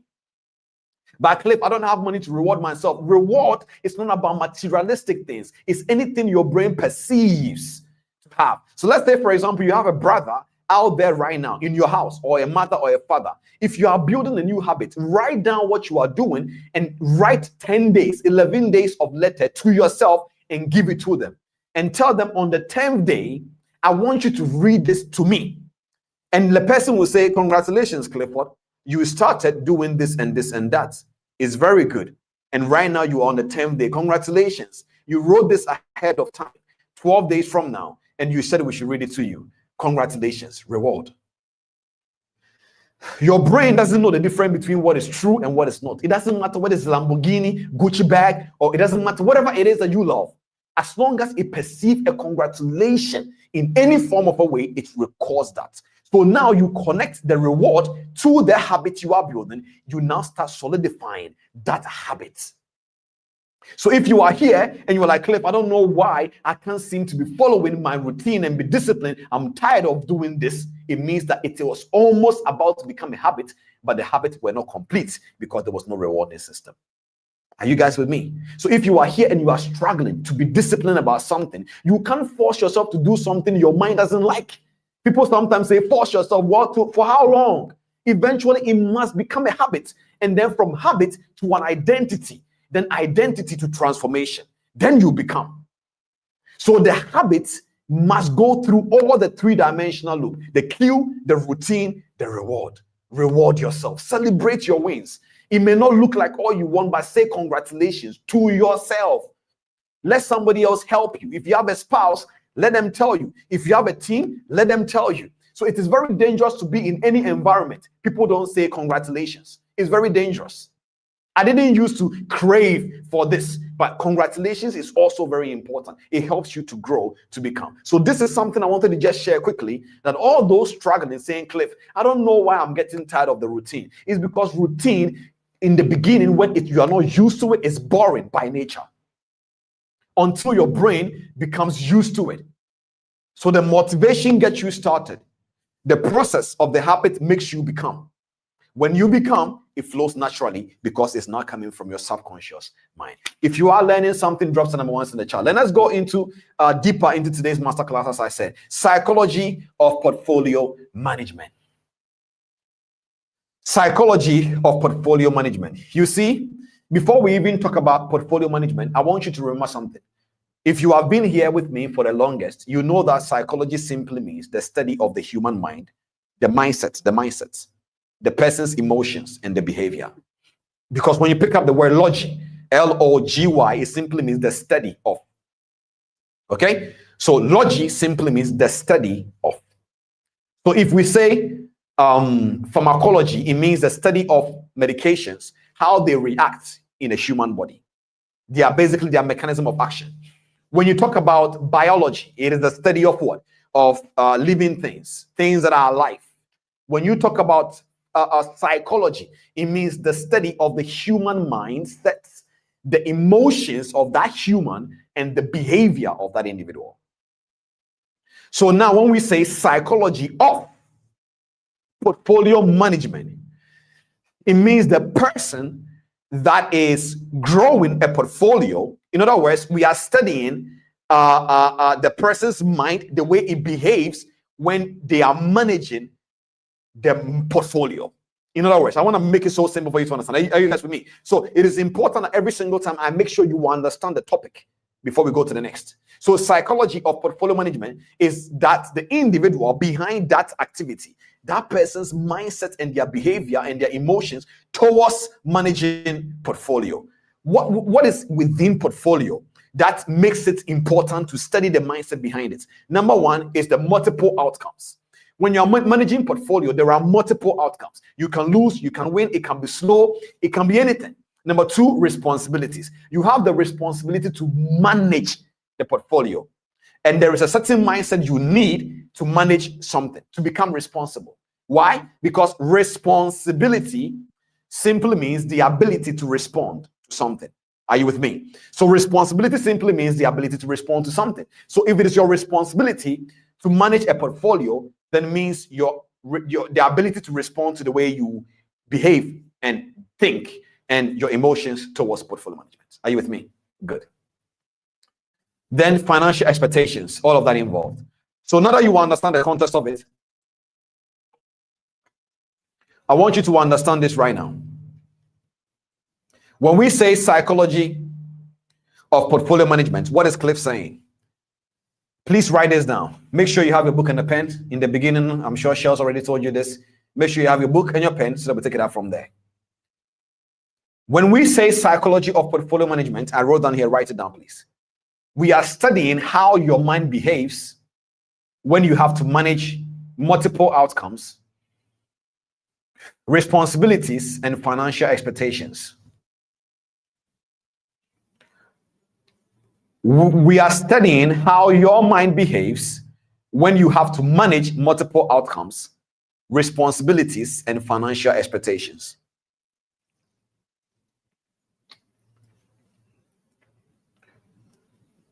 When we say psychology of portfolio management, we are studying how your mind behaves when you have to manage multiple outcomes, responsibilities, and financial expectations.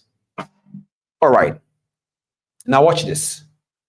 The next thing we're going to be talking about, I wrote down here. Today we're going to be very fast because this topic is very straightforward.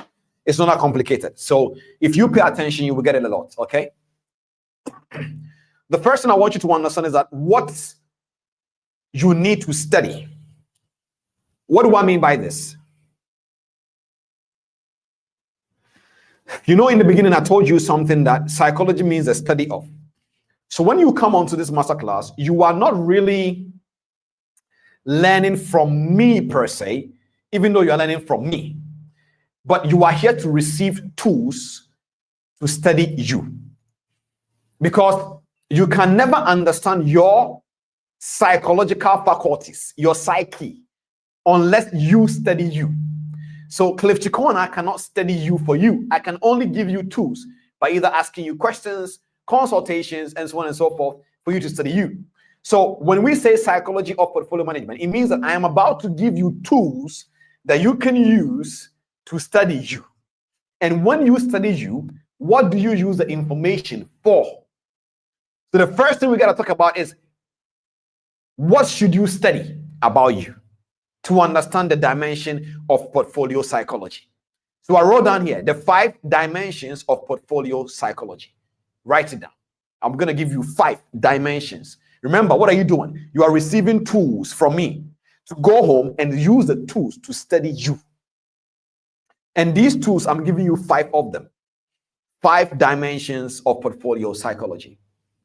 5 dimensions of the portfolio psychology. Are you guys with me? 5 dimensions. Write it down. 5 dimensions of the portfolio psychology. Yeah, getting hot here. All right, 5 dimensions of portfolio psychology. The first one is emotional regulation. So as an individual, if you want to be able to understand your psychological component when it comes to portfolio management, the first thing is you need to understand emotions. You have heard me saying this all the time. I don't even want to talk about it again. But emotions will not go anywhere. You will be emotional today, you will be emotional tomorrow because you are a human being. You are still alive. What you don't want is emotions becoming complex in your life. I tell this all the time. Emotions are biochemical reactions. There is nothing you can do about the fact that emotions are biochemical reactions, meaning that it is not a myth. When you are feeling certain type of a way, it means chemicals has entered your body and the chemical is reacting. I say this all the time. If let's say this is Panadol and I'm taking this Panadol into my body, I don't talk over the Panadol and say, Panadol, when you go into my body, heal the pain. Panadol knows what to do because it has a mechanism of action, pharmacologically speaking now.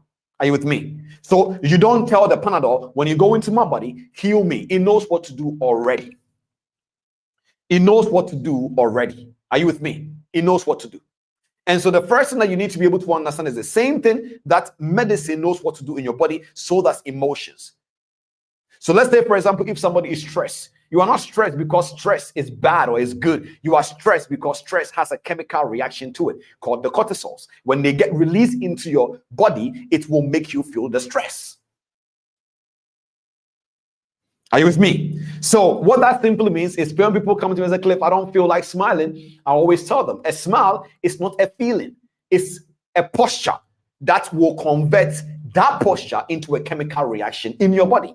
So let's say, for example, right now, you're looking at me right now, and then I start to go like, if I frown my face for a little bit while, eventually after 3 minutes-ish, I will start to feel, my body will start to feel angry. It's not because anything is happening. My facial expression is receiving that information in my mind and is converting it into biochemical reactions to release into my body just by frowning. Same thing when you come to me and I go like, I widen the corners of my lips and I show my teeth. This is a smile. It doesn't matter. There is nothing exciting here, but I am positioning myself in a smiling way. So as you see right now, if right now I start to smile and I start to go like, oh man, I am a failure. Oh man, Cliff, I am a failure. You won't even believe. Like, you're gonna be like, why is he saying he's a failure and he's laughing? Because you know that failing is connected to a way that your body has processed that posture. Failing means I'm a failure. Then your brain will be like, yes, I believe you. But if I say I am a failure, you can try it. Do wherever you are right now. I want you to do the same. I want you to just basically just widen the corners of your lips and then show your teeth and say my head is big. You will not believe you. But when you frown and say my head is big, your brain will let you believe you have the biggest head in the world. Your mind for you. And the way you have to understand is that emotions, it doesn't matter who you are. If the chemicals enter your body, that is it. So when something happens to you, so you have heard me saying this, if you hit a stop loss, remember, a stop loss is not a lost trade. It's a stopped trade. So when you hit a stop loss, the first thing you need to understand is as a trader, you are packing, as a portfolio manager, you are packing an emotional compound in here. So don't frown your face for your brain to record that, because you are compounding more than money. You are compounding habits as well.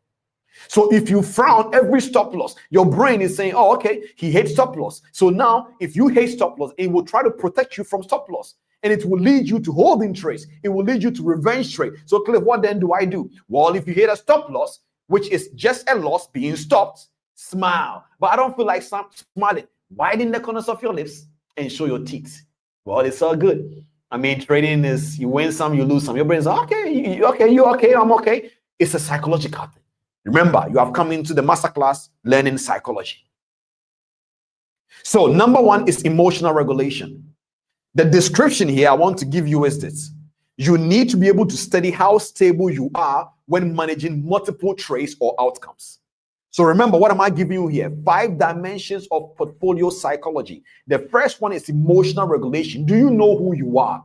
There is a saying that what you don't know will not kill you. It will kill you. You will just not know that's what killed you. Ignorance is dangerous. You need to know why you behave the way you behave. I always tell people this, that back then when I was younger, anytime I saw food, I would start singing mysteriously. I didn't know. I will start singing. I will start whistling. It's like I didn't know that the food was giving joy. I didn't know it was a behavior. And later on, I realized that, wow, human behavior is interesting, you know. It's like you will never sing unless the food, when you start smelling the scent, it's like, okay, it's about to go down. So you start to sing. That is one habit. Another habit I saw about me was, let's say, for example, this is a bottle of water. I will never finish it. Never. It's a pattern I saw. That was before I realized. And you see, I always tell people this, that whatever habits that is in your life, if you don't see it, it will affect other areas. I tell people this all the time, that they will say, Cliff, I don't know why I keep on blowing an account. I said, Chief, the account is not the only thing you are blowing. If we put camera on you, we will see that you are blowing many things than just an account. Back then, my habit, I would never finish this water. I would drink and let it left with small, whether I will pour it away or I'll pick another water. It was a habit. And I realized a pattern that is the way I do everything. I will start something, I will not finish. I will start something, I will never finish. It was a habit. So I have to tame myself and say, no, Chief. This habit of you starting and not finishing, it is not just in this life. There is other little things in your areas. I will eat a meal and I will left small on the plate. For who? Who am I leaving that small? You have finished eating it. Just take the small spoon and take the spoon and eat the small portion of the rice then, Chief. Why are you leaving it? Habits. But you see, I started becoming aware of these myself. And I said, Cliff, finish the water. So sometimes it will shock you. As simple as what I'm saying was, sometimes it was difficult. I will even tell myself, what is the point? It's just water. If I don't finish it, what will happen? No, Chief, that is how you will trade. If you are here and you drive, and let's say you always wait until the fuel is almost finished before you will buy one. That is how, if it is not a money problem and it is a habit, that is how you will trade. If your life is not structured with your calendar, that is how you will trade. You are not organized naturally. Don't blame the market. It is your problem. Are you guys with me? So you need to be able to know how you are when managing multiple trades or outcomes. Because knowing it is important. Now, what to observe when you are learning about your emotions. Watch your reactions when equity fluctuates, whether up or down. Please, important, write this down. Cliff, how then do I study my emotions? Watch your reactions. When equity, let's say if it's going up, you start whistling, Let's say you are in blues, and it's like the joy comes from nowhere. All of a sudden, you love everybody. Watch it. When you are losing, all of a sudden, everybody is against you. Nobody supports me in this life. Even what is the point of having friends? Watch it. That is not a good behavior. When you're making money, you love everyone. Everybody is good. In fact, you start laughing. Watch that. When you are losing, your behavior changes. Watch it. It will affect you in growing your account. As a trader, both high and low, every emotion must be flat. It's not going to be easy in the beginning, but must be flat. If you make money and you hit the table, let's go. It's not all the time bad. But if let's go all the time, let's go. What about if it's not going well? What would you do? You will cry because there is an opposite pole. Are you with me? So watch your reactions when equity fluctuates up or down. Number one tool, emotional regulation. You want to be able to understand your emotions so that you will know how to regulate it. Number two, the second dimension I want to give you is decision behavior. Number two is decision behavior. Are you guys learning? If this is your first time here, welcome to TP Masterclass. Really welcome to TP Masterclass. This is how we teach. This is how we learn. So if I tell you write. Don't go like, well, why is this guy telling me to write? Well, write. Decision behavior, second tool. So the first tool is emotional regulation. Remember, don't forget the topic, psychology of portfolio management. What are we talking about here? We are talking about the you behind the portfolio. The way your mind behaves when you are doing what? Managing multiple outcomes, responsibilities, and financial expectations. You behind the portfolio. And I'm giving you 5 dimensions. And I said number one is emotional regulation. That as a human being, emotions are not going anywhere. It's part of the business.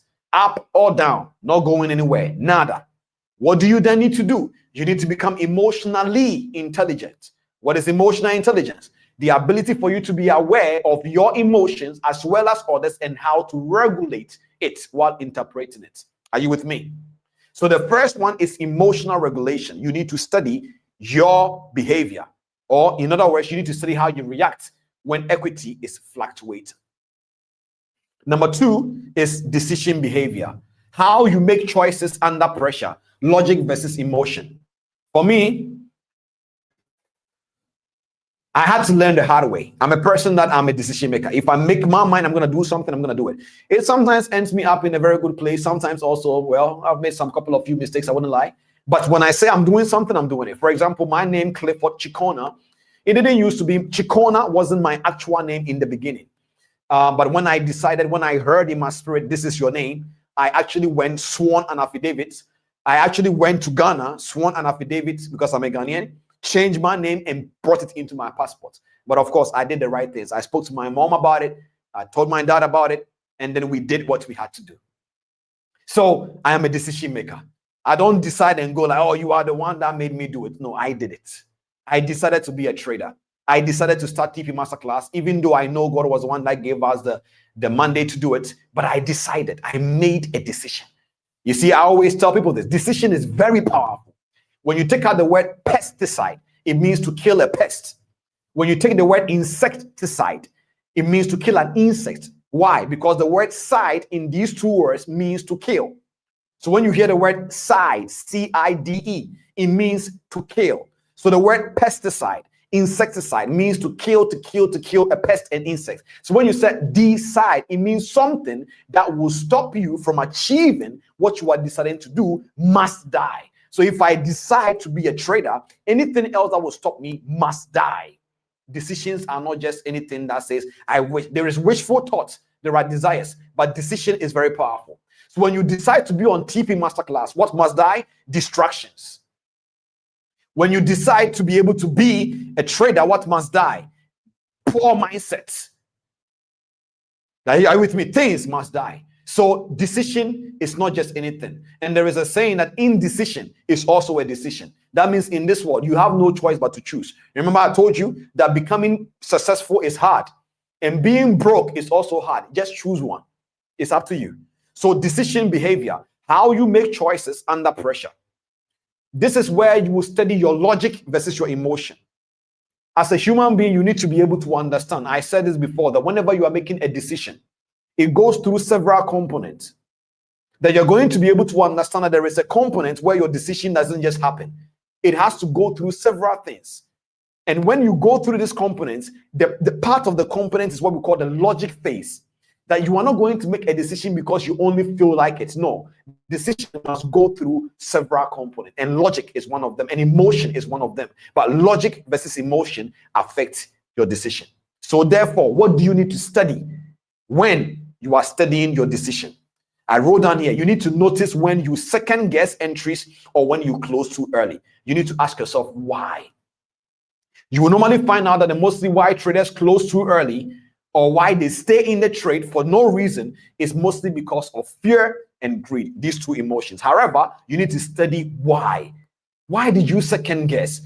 Because I thought I was going to lose. That is not just a thought. Write it down. What do you mean you thought you were going to lose? Didn't you know you will lose anyways in this industry sometimes? So what was the main reason? Maybe because I didn't analyze well. Write it down. Because the market has a way that I don't. Write it down. I'm giving you 5 dimensions. First one, emotional regulation. Second one, decision behavior.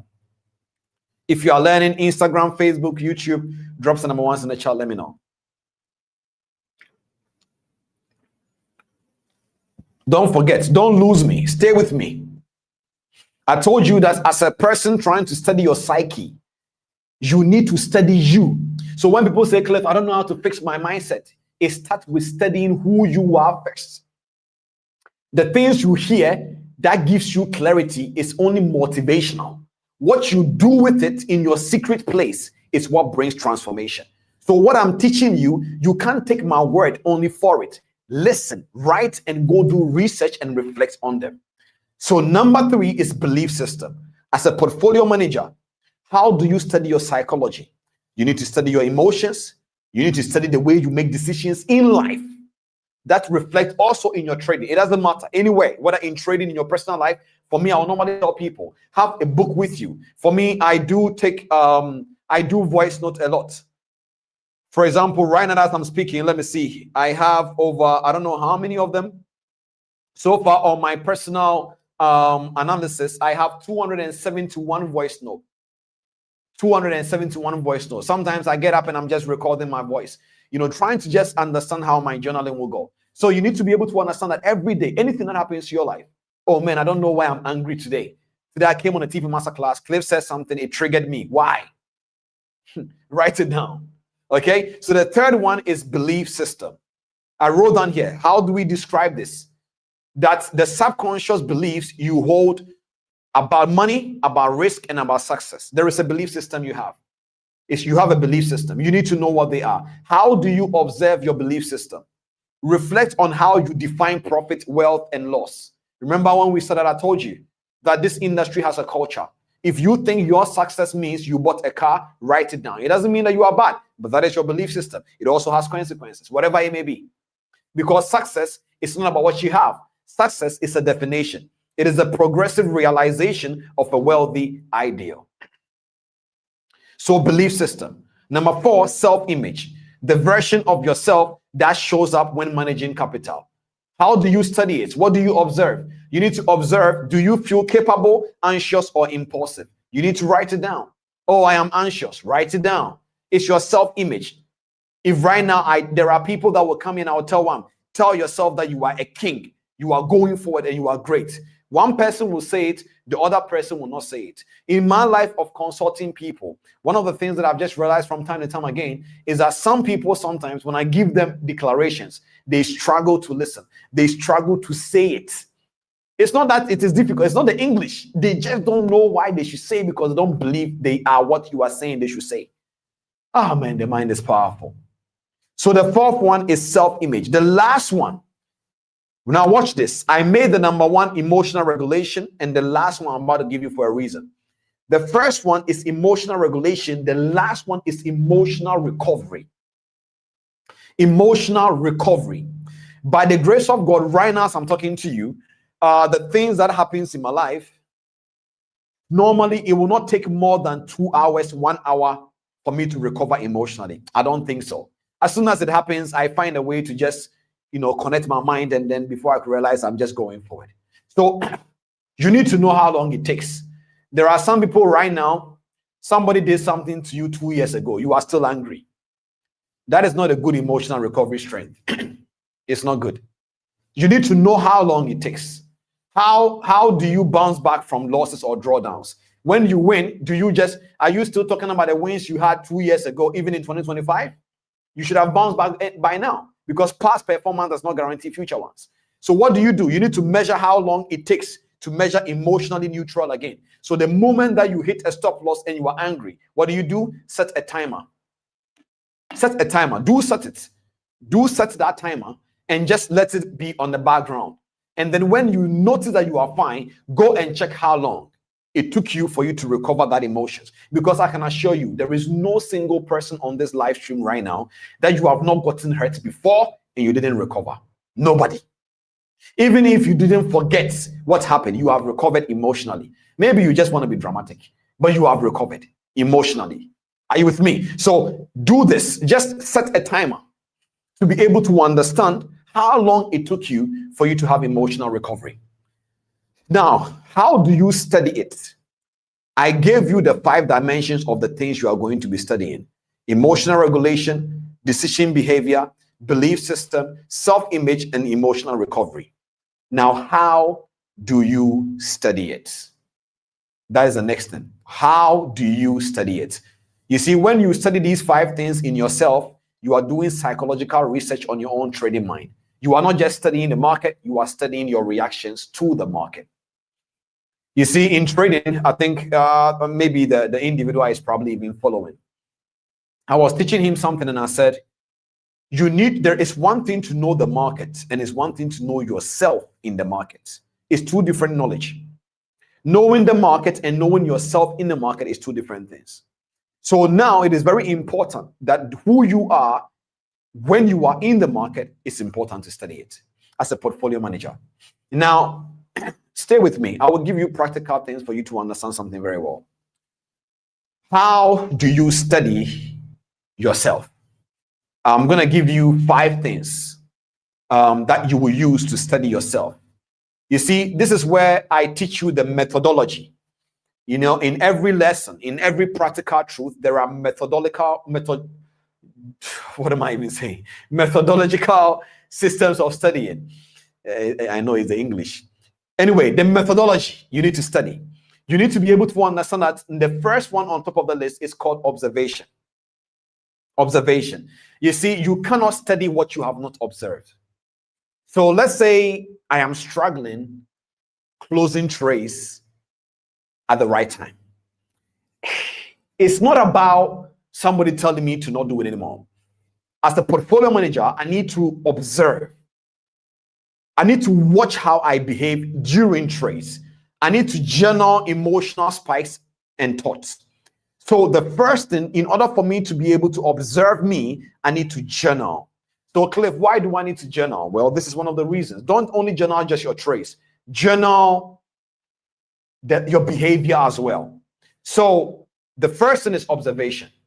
Write down who you are. If you don't like writing, speak it. Today is 11th October. Blah, blah, blah. It's Cliff Cheqona here. You know, I've realized that I do this, I do that, I do this, I do that. Just journal it. Journal it. Or, you know, record yourself. Write down. The first step is observation. Number 2 is reflection. When we finish this, I will share my screen and show you some technical aspect of some things. But then write down, how do you study yourself? Number 1, observation. You cannot study what you have not observed. So you need to do that. Then when you now journal, the second thing is reflection. When you journal, you see, a lot of people are now using what we call automated journaling.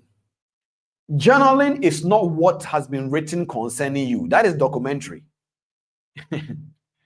Let's say, for example, somebody has a camera on me and the person is recording me.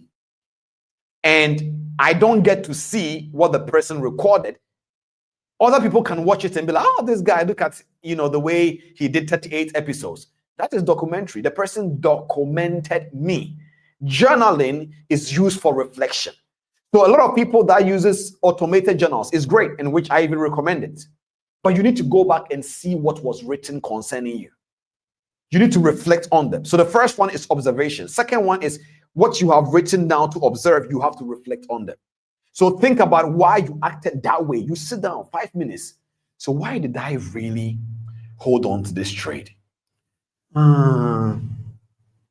It's because I'm hungry.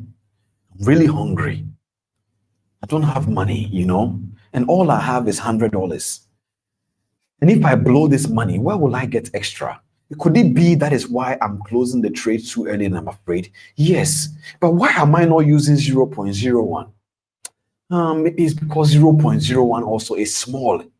It's small because even if I hit 100 pips on a 0.01, it's $10. $10 cannot even buy. Even right now, you know, $10, what can it buy? Bread, milk? I mean, I know if they can buy bread and milk is good, and I'm grateful, but I really want to solve this problem. But you know that, you know, you see what I'm doing now? Reflection. You are not mad. And even in this world right now, I think people are already busy being negative already. So if you are being positive learning, nobody will blame you. People are already busy, you know, complaining and madness everywhere. So you be mad in a positive way. Reflection. So you are right. Why did I behave this way? It's because the landlord is coming. I will never forget back then when I was in Ukraine. I think it was in 2015, beginning of 2015. I'll never forget. And then I think 2015 ending or so. Yeah, well, and then I will never forget this. But then it was when the landlord was coming to take the money and he was knocking. Boom, boom, boom, boom, boom. Clifford, davайте деньги, будь ласка. Что делать? And then I was afraid, and in my mind I was like, my God, I have to. Those days we were trying to mix trading on the MT5 with binary options. So binary option is when you predict that the market will go for a certain direction, and if the time expires, if it goes there, fine. If it doesn't, this is what we call gambling in its face. Anyways, but then because of the way he spoke, and I knew if I don't pay this rent, I am in trouble, I lost money. Are you with me? It's very important that you understand this. Reflection is key. I share these things with you for you guys to know that you are not alone. That desire that you want to make money quick and help your family, it is a good behavior. But that same behavior that is good outside trading can hurt your trading. So you need to reflect, oh man, I want to be a very responsible father. That is why I'm trading quick. But as a responsible father, I also need to be a responsible portfolio manager. So I need to respect the rules. Reflection. Number one, observation. Write down. Number two, reflection. Take what you wrote and what do you do? Ask questions. Ask yourself. Ask yourself. Reflection is very powerful. There's a very beautiful story in the Bible about the prodigal son. The Bible says that the prodigal son one day was there and came to himself and said, my God, why am I here? Even those that are in my father's house, that they are slaves, they do this, they do that. Why am I here? He was reflecting on the reality of his life. So when you start to reflect, and this is the same way you develop bad behavior, you know. You don't develop bad behavior by just being there. You actually reflect on negative thoughts. That is how complex emotions are formed. Basic emotion is just normal emotions like fear, anger. They are normal. If somebody does something to you right now and you get angry, it is perfectly normal. But when you go home and you reflect on the thing the person did to you and you keep on feeding on that negative emotion, it becomes a complex emotion like rage, which can lead to revenge trading. That is what you don't want. So both negative thought and positive thought, they all grow through reflection. Choose one. Are you with me? So the first one is observation. Number two, reflection. Number three, pattern recognition. The same way you study patterns is the same way the same way you study patterns in the market. It doesn't matter whatever pattern that is. It's the same way you have to study your pattern. I always tell people are like, Cliff, how do I understand patterns? You understand patterns by being comfortable being wrong. For example, if I do this right now, and you go like, I ask you, what is this? And you tell me it's 1. And somebody also tell me, pointing at the sky, whether you are right or you are wrong, it depends on what I say after.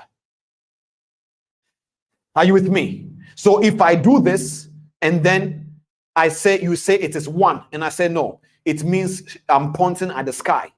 You are wrong, but if I ask the same question tomorrow, you can get it right. So if you want to be comfortable understanding patterns, be comfortable being wrong. That is why back testing and forward testing is very important. You have to, it makes you get comfortable losing to be right more often. That is what we call an edge over the market. You being able to know what to do based on the information you have when you were wrong. Pattern. So that means your mistakes, you making the bad decisions, you cutting the trade too early and it's going back to your direction, you staying in losing trades, you are recording all of them to study the pattern. What would that do? It will show you Monday, Tuesday, you are making money. Wednesday, Thursday, you are being goofy. You are being funny. Check yourself. So now when somebody asks you, why don't you trade on Tuesdays? Not because your mentor said trading Tuesdays I lose money. Don't take the information blindly. Study yourself. Because there are people who trade on Monday and makes money. There are people, every time they trade on Monday, for some weird reason, they only attract losses. Study yourself. So don't say, oh, Cliff Cheqona said trading on Monday. So you will find a lot of traders saying things they don't understand. For example, there are people here right now that they say that their risk to reward ratio is 1:10. Powerful risk to reward ratio, but you will find that person crying after third loss. That should immediately tell you the person is lying. He knows that this is my risk to reward ratio by talking, but not by mindset. Because risk to reward ratio simply means you have accepted that you will lose multiple times, and even the 8th one can put you in profit if your strategy play out. So how can your risk to reward ratio be 1:10 and 2 losses in a row? Chief, you are already crying. That should tell me you are lying. Your risk to reward ratio is 1:1/2. 1:1/2. Not even 1:2, because you're already crying in 2 losses. So risk to reward ratio is not just a fancy drawings on your trading view that projects an equity vision. No. It is a mindset to show you that, okay, you know what? It's a game of probabilities. You will win some, you will lose some. Therefore, even if I lose 3 times in a row, the 4th one will put me into profit. Mindset. risk to reward ratio. Are you with me? So pattern recognition. That means when you now spot yourself, my RR is 1:10, but you find yourself crying after 2 losses in a row, write it down. Pattern. That means you need to go back and reframe that. If you find yourself losing every Wednesday, pattern. If you find yourself winning, and as soon as you celebrate and you lose, pattern. If there are people here, every single time you share your profit to somebody that you made money, the next day you lose, pattern. And this is not about demons or whatever, it's mindset. Let's not go near, leave your village people alone. Pattern. The moment you show people, oh, I made money yesterday, the next day, somehow, you lose. Pattern. Pattern recognition. Notice if you always over leverage after wins, pattern. If you overtrade after losses, pattern. Pattern recognition. So number 1, you observe. How do you do that? Write down, record. Number 2, reflect. Ask yourself questions. Number 3, study the patterns. And you can only study pattern after a period of time. So you cannot journal just one day and say, my pattern is this.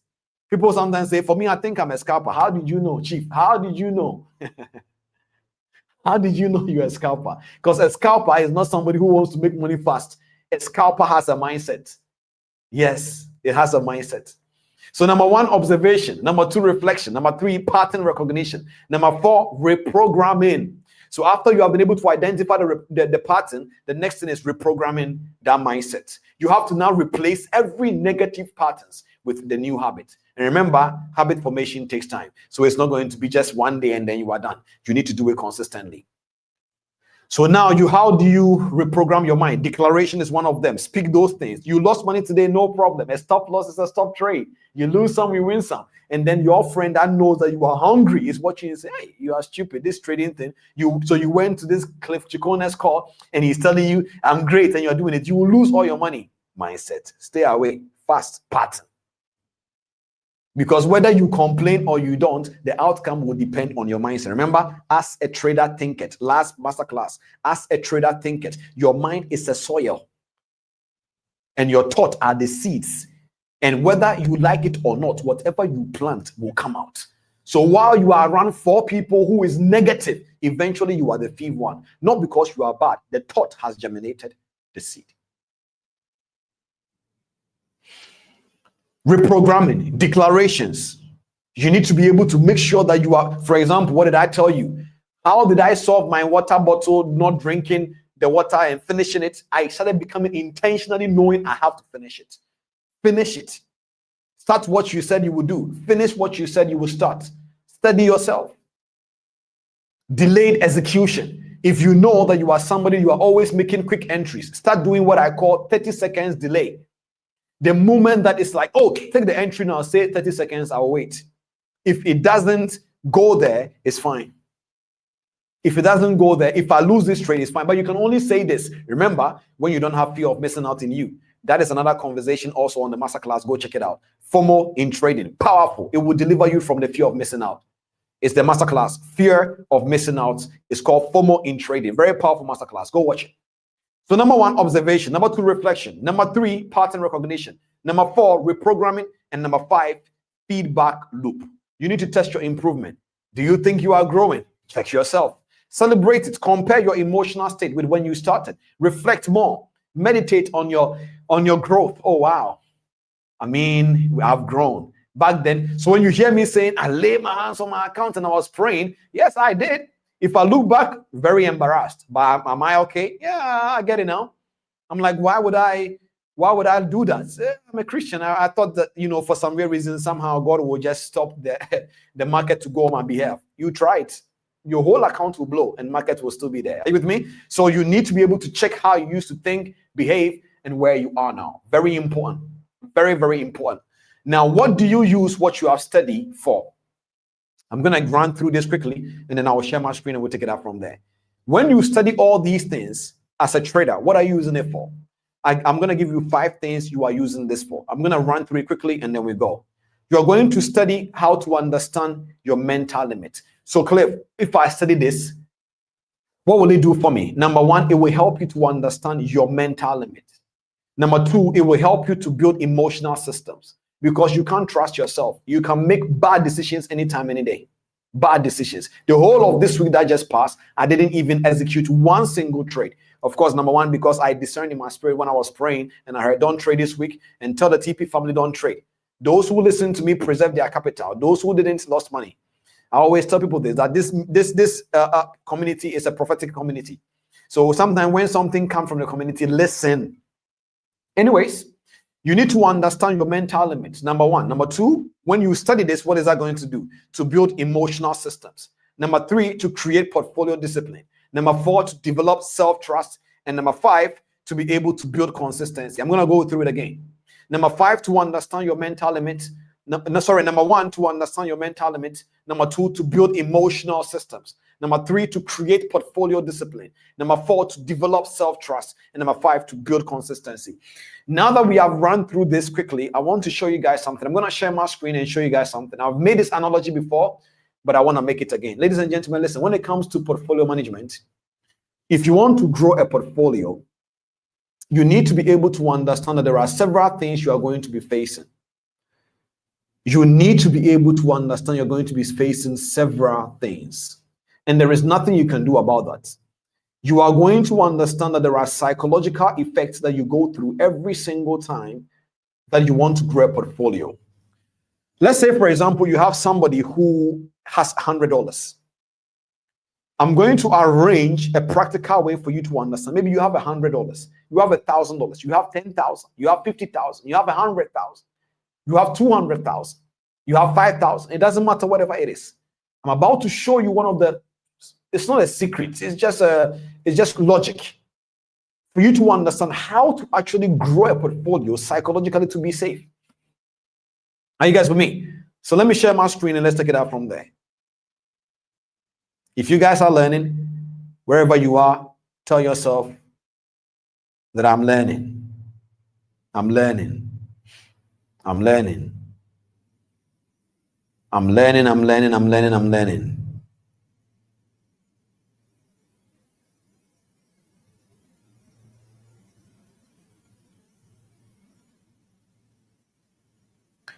So let me share my screen now.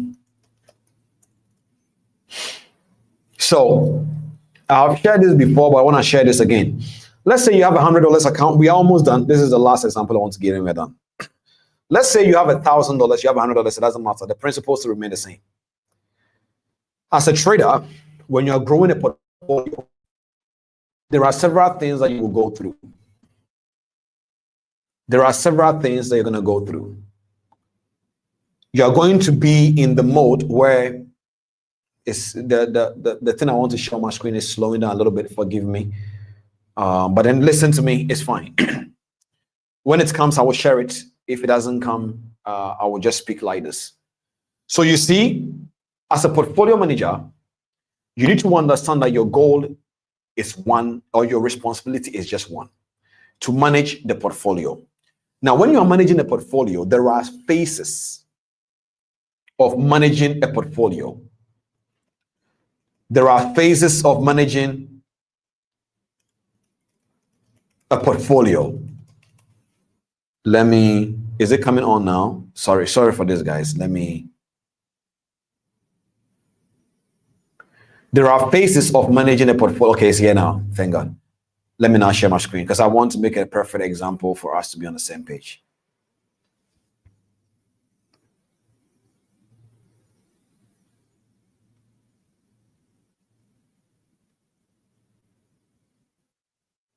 Can you guys see my screen? Just let me know. Okay, perfect.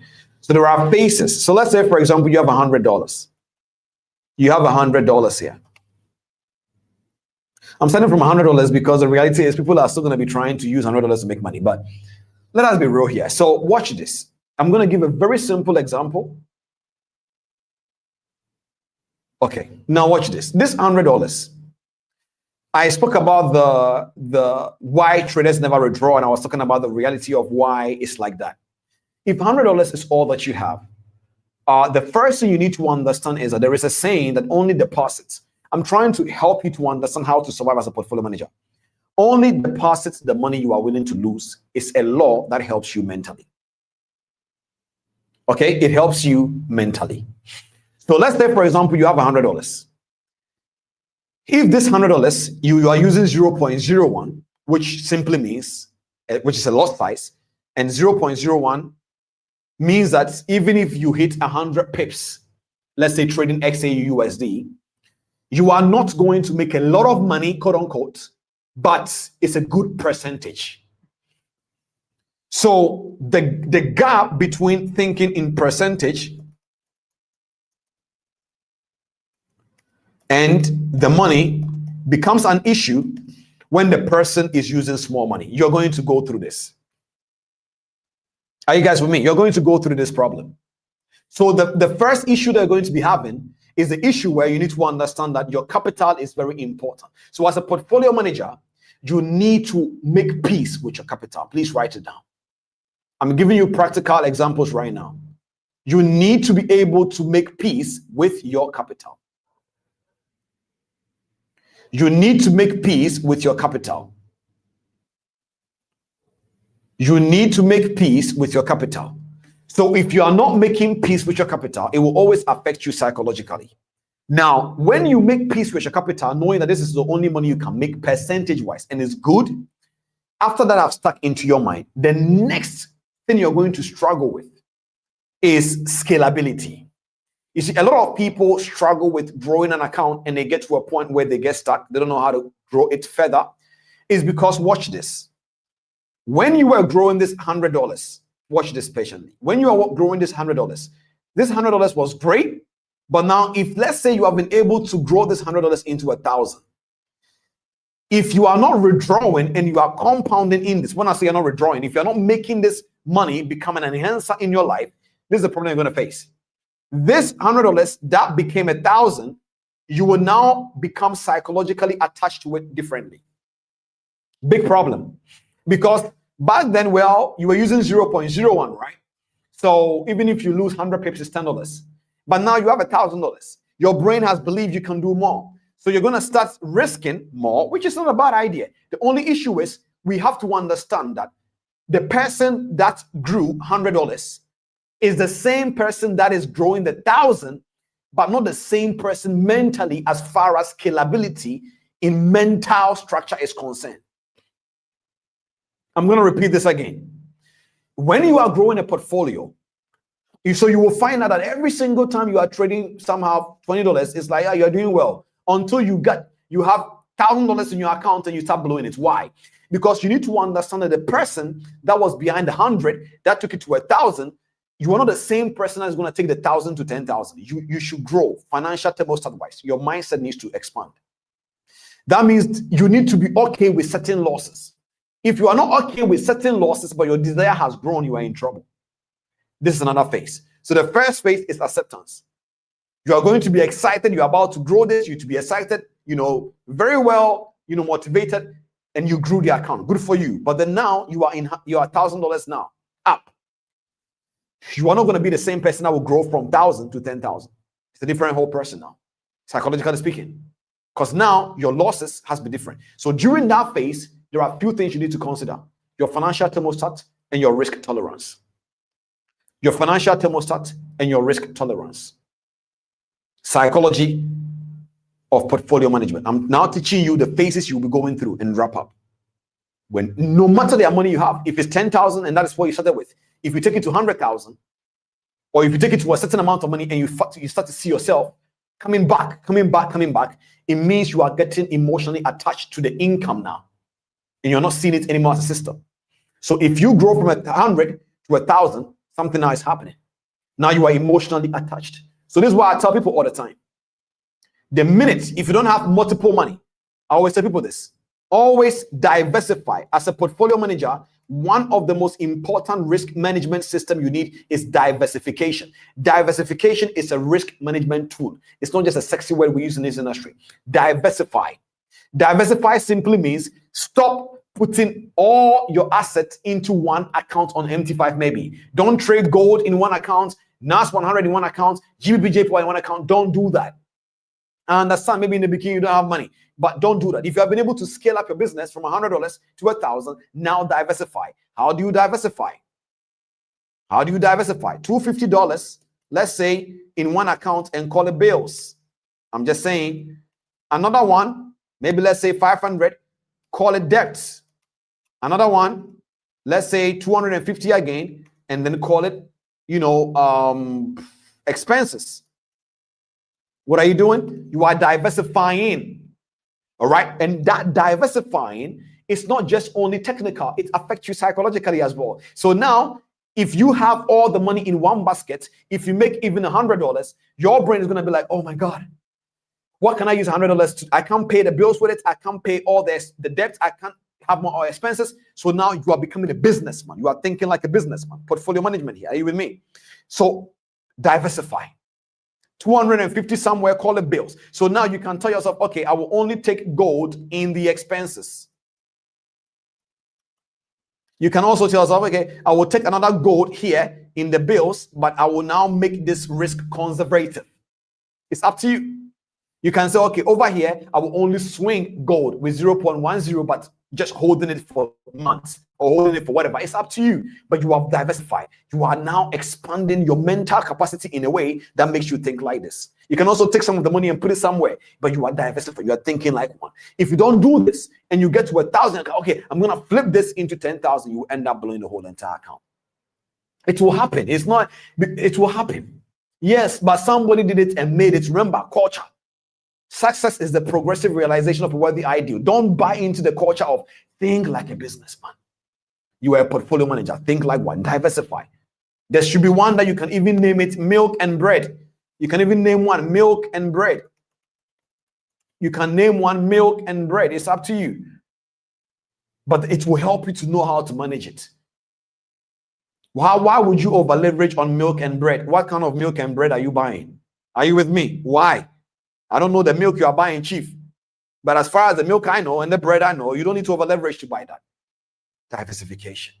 So phase number one, you need to accept the reality that you have to grow things in what percentage. If not, you will not respect the business. When you're able to scale up or you're able to withdraw to save some money, which is making good for you, you need to now do what? You need to now diversify the portfolio. Start separating the account to make sure that now after every single month, you now sit down, do a reflection. Okay, my bills account did 15%. My debt account did only 5%. It's okay. My 250 expenses account also did 5%. So now overall, your whole portfolio as a manager is up so and so percent. I'm not speaking to the person who is about to start learning how to trade, but you can use this in your becoming. I'm talking to the person that is wondering why they cannot grow a portfolio because there are phases to it. Then when you now see that trading is enhancing your lifestyle, watch your lifestyle. Don't join the gang of I made this, I did this, I have this, you don't have that. As a portfolio, how many times have you seen people coming from Goldman Sachs saying that I did this and I did that? They don't do that. Maybe some of them has their own personal life, they show off, but you see it on Instagram, they are just there. They will tell you, I took this trade, I did this. Think like a portfolio manager. It's about you being responsible as a trader. So next, your lifestyle.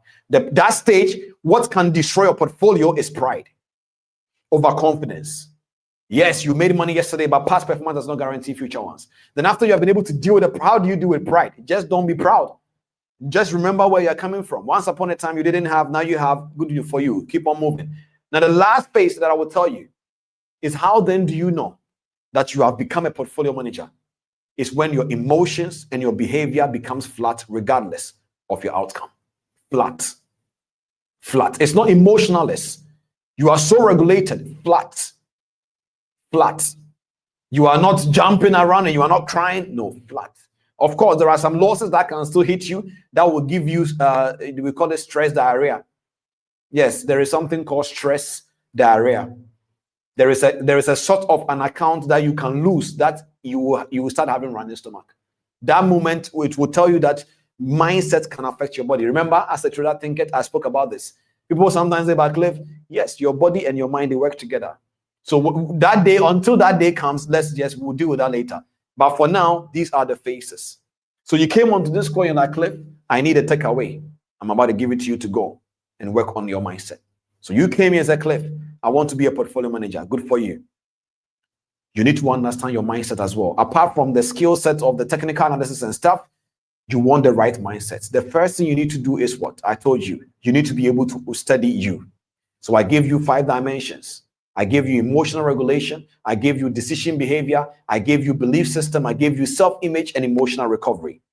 I said, these are the things you need to study. Now, how then do you study it? I told you, you need to observe it by journaling, recording yourself. Even if you want to put a video on you, record yourself how you act in your trading room. When you now observe, you now have to reflect. Sit down and ask yourself questions why you do what you do. It will shock you. The reason is right there in front of you. Number 3, I told you, study the patterns when you reflect on these things. Then reprogram that thought and then get a feedback loop. And I remember, when you are building these habits, I told you something. Don't forget about the reward part of habit formation. Very important. And I told you, when you study it, what would this do for you? It will help you to understand your mental limit. Why? Because as a trader, you were a performer. Just like a footballer cannot play for 200 hours. Even if they can, it's dangerous. The same way as a trader, when you sit down behind your computer or you pick up your phone and you're watching, there is a mental limit every single person have. There are people that right now, this masterclass, they can be excited, but no matter who they are, they will have to pause and come back again and watch this masterclass because mentally speaking, they are exhausted. That is who you are. But you need to know yourself. There are people who can stay here on this masterclass with me for extra 2 hours and they are fine. That is who they are. So you need to know your mental limit, but the only way you can know it is to study it. Then I told you, what would this do for you? It will help you to build emotional systems. It will help you to create portfolio discipline, and it will help you to develop self-trust. The reason why you don't believe you can grow the account again is because you have not studied you. So you don't even know what you are capable of. You don't know what you are capable of. Your mind is powerful. Yes, it can create negative patterns that lead to negative results, but you don't know what you are capable of. You don't know what you are capable of. I want you to declare to yourself before we even start going, say, my present self, you don't know what I am capable of. My present self, you don't know what I am capable of. I am capable of anything I put my mind onto it. You don't know what you are capable of, Chief. So because your mindset is now negative and it seems you are attracting negative results, you think that is all there is. It's not true. You can do it. I'm not trying to motivate you. I'm telling you, if I can do it, you can do it. There are many people here right now that few months ago you started, yet the knowledge you have is incredible. Me, I've been ignorant before. Very ignorant in this industry. But here I am. And I'm telling you, you can do it. So when you are studying and you are declaring that you are becoming a portfolio manager, it is not just a thought pattern. You are studying yourself. You are not ignorant. And when you start building a portfolio for real, respect the business. Don't forget what I've showed you today. Believe me, to become a portfolio manager, it's not just about knowing how to take trades in and out. It's also knowing how to manage the you behind the portfolio. Very important. I've said this before. There are 3 types of management: you management, capital management, and risk management. The you management is very important, as well as the capital and the risk. Learn how to manage you so that you can stop you from sabotaging you. Very important. So if you are here right now and you believe that a year from now, you will be the portfolio manager that you truly believe you can be, forget about naysayers. Use the next 3 minutes right now. Media, bring some couple of music for people. In the next 2-3 minutes, this is as important as part of the beginning of the masterclass. Declare to yourself that I am becoming the portfolio manager of my future self to be proud with. Declare to yourself, and while doing it, smile. Remember, let's do some practical right now. Beyond abstract concept, declare that I am becoming the portfolio manager my future self will be proud of, and smile. Cliff, I don't feel like smiling. Widen the corners of your lips. It doesn't matter the account you have blown. Don't worry. That was before you came onto this call. That was before you heard this message. That was before you were tired of the routine because you didn't know the routine has also a rewarding factor. So declare to yourself that I am becoming the portfolio manager my future self will be proud of. I am becoming. Wherever you are, smile while saying it. That I am becoming the portfolio manager my future self will be proud of. Forget about anybody that is you. Don't be awkward. Say it. Because when poverty is knocking on your door, poverty has no shyness. It comes just as it is. So when you are becoming, don't be shy. Shyness is one of the ways that people remain broke. Declare. Declare. There are many times that people were praying for me that I was on the street. I went down on my knees on that street, regardless. I didn't care.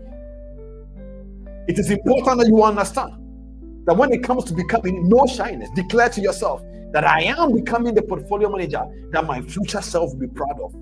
I blew an account last week, no problem. I am becoming. At least I didn't have this information then. And I'm going to get more information and I am becoming. If Cliff Cheqona can do it, I can do it. If my mentor can do it, I can do it. I am becoming. I am becoming the portfolio manager my future self will be proud of. I am becoming. Ladies and gentlemen, say no to negative thinking. These master classes, I take it very seriously because I really respect each and every single person's time here.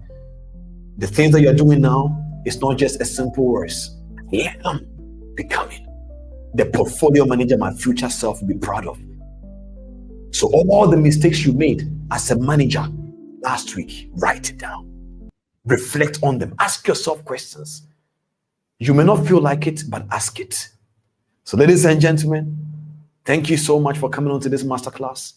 I will see you God willing next week. And next week, we're about to start a new series. It's a 3-part series, powerful series that will help you as a trader behind the strategy. With that all being said, share this masterclass to somebody, like it, comment. If you are watching it again, comment it, and so on and so forth. Thank you so much for joining. God bless you all. And don't forget, if you are from Ghana, don't forget about the announcement we made. Scan and make sure that you are invited, and the Ghana TP family members will meet you for the dinner. Everything is well taken care of for you guys. Go have fun, and then I will see you guys on the 13th. If you're in Ghana, I will see you on the 13th of December. God bless you all and have an amazing day. Thank you.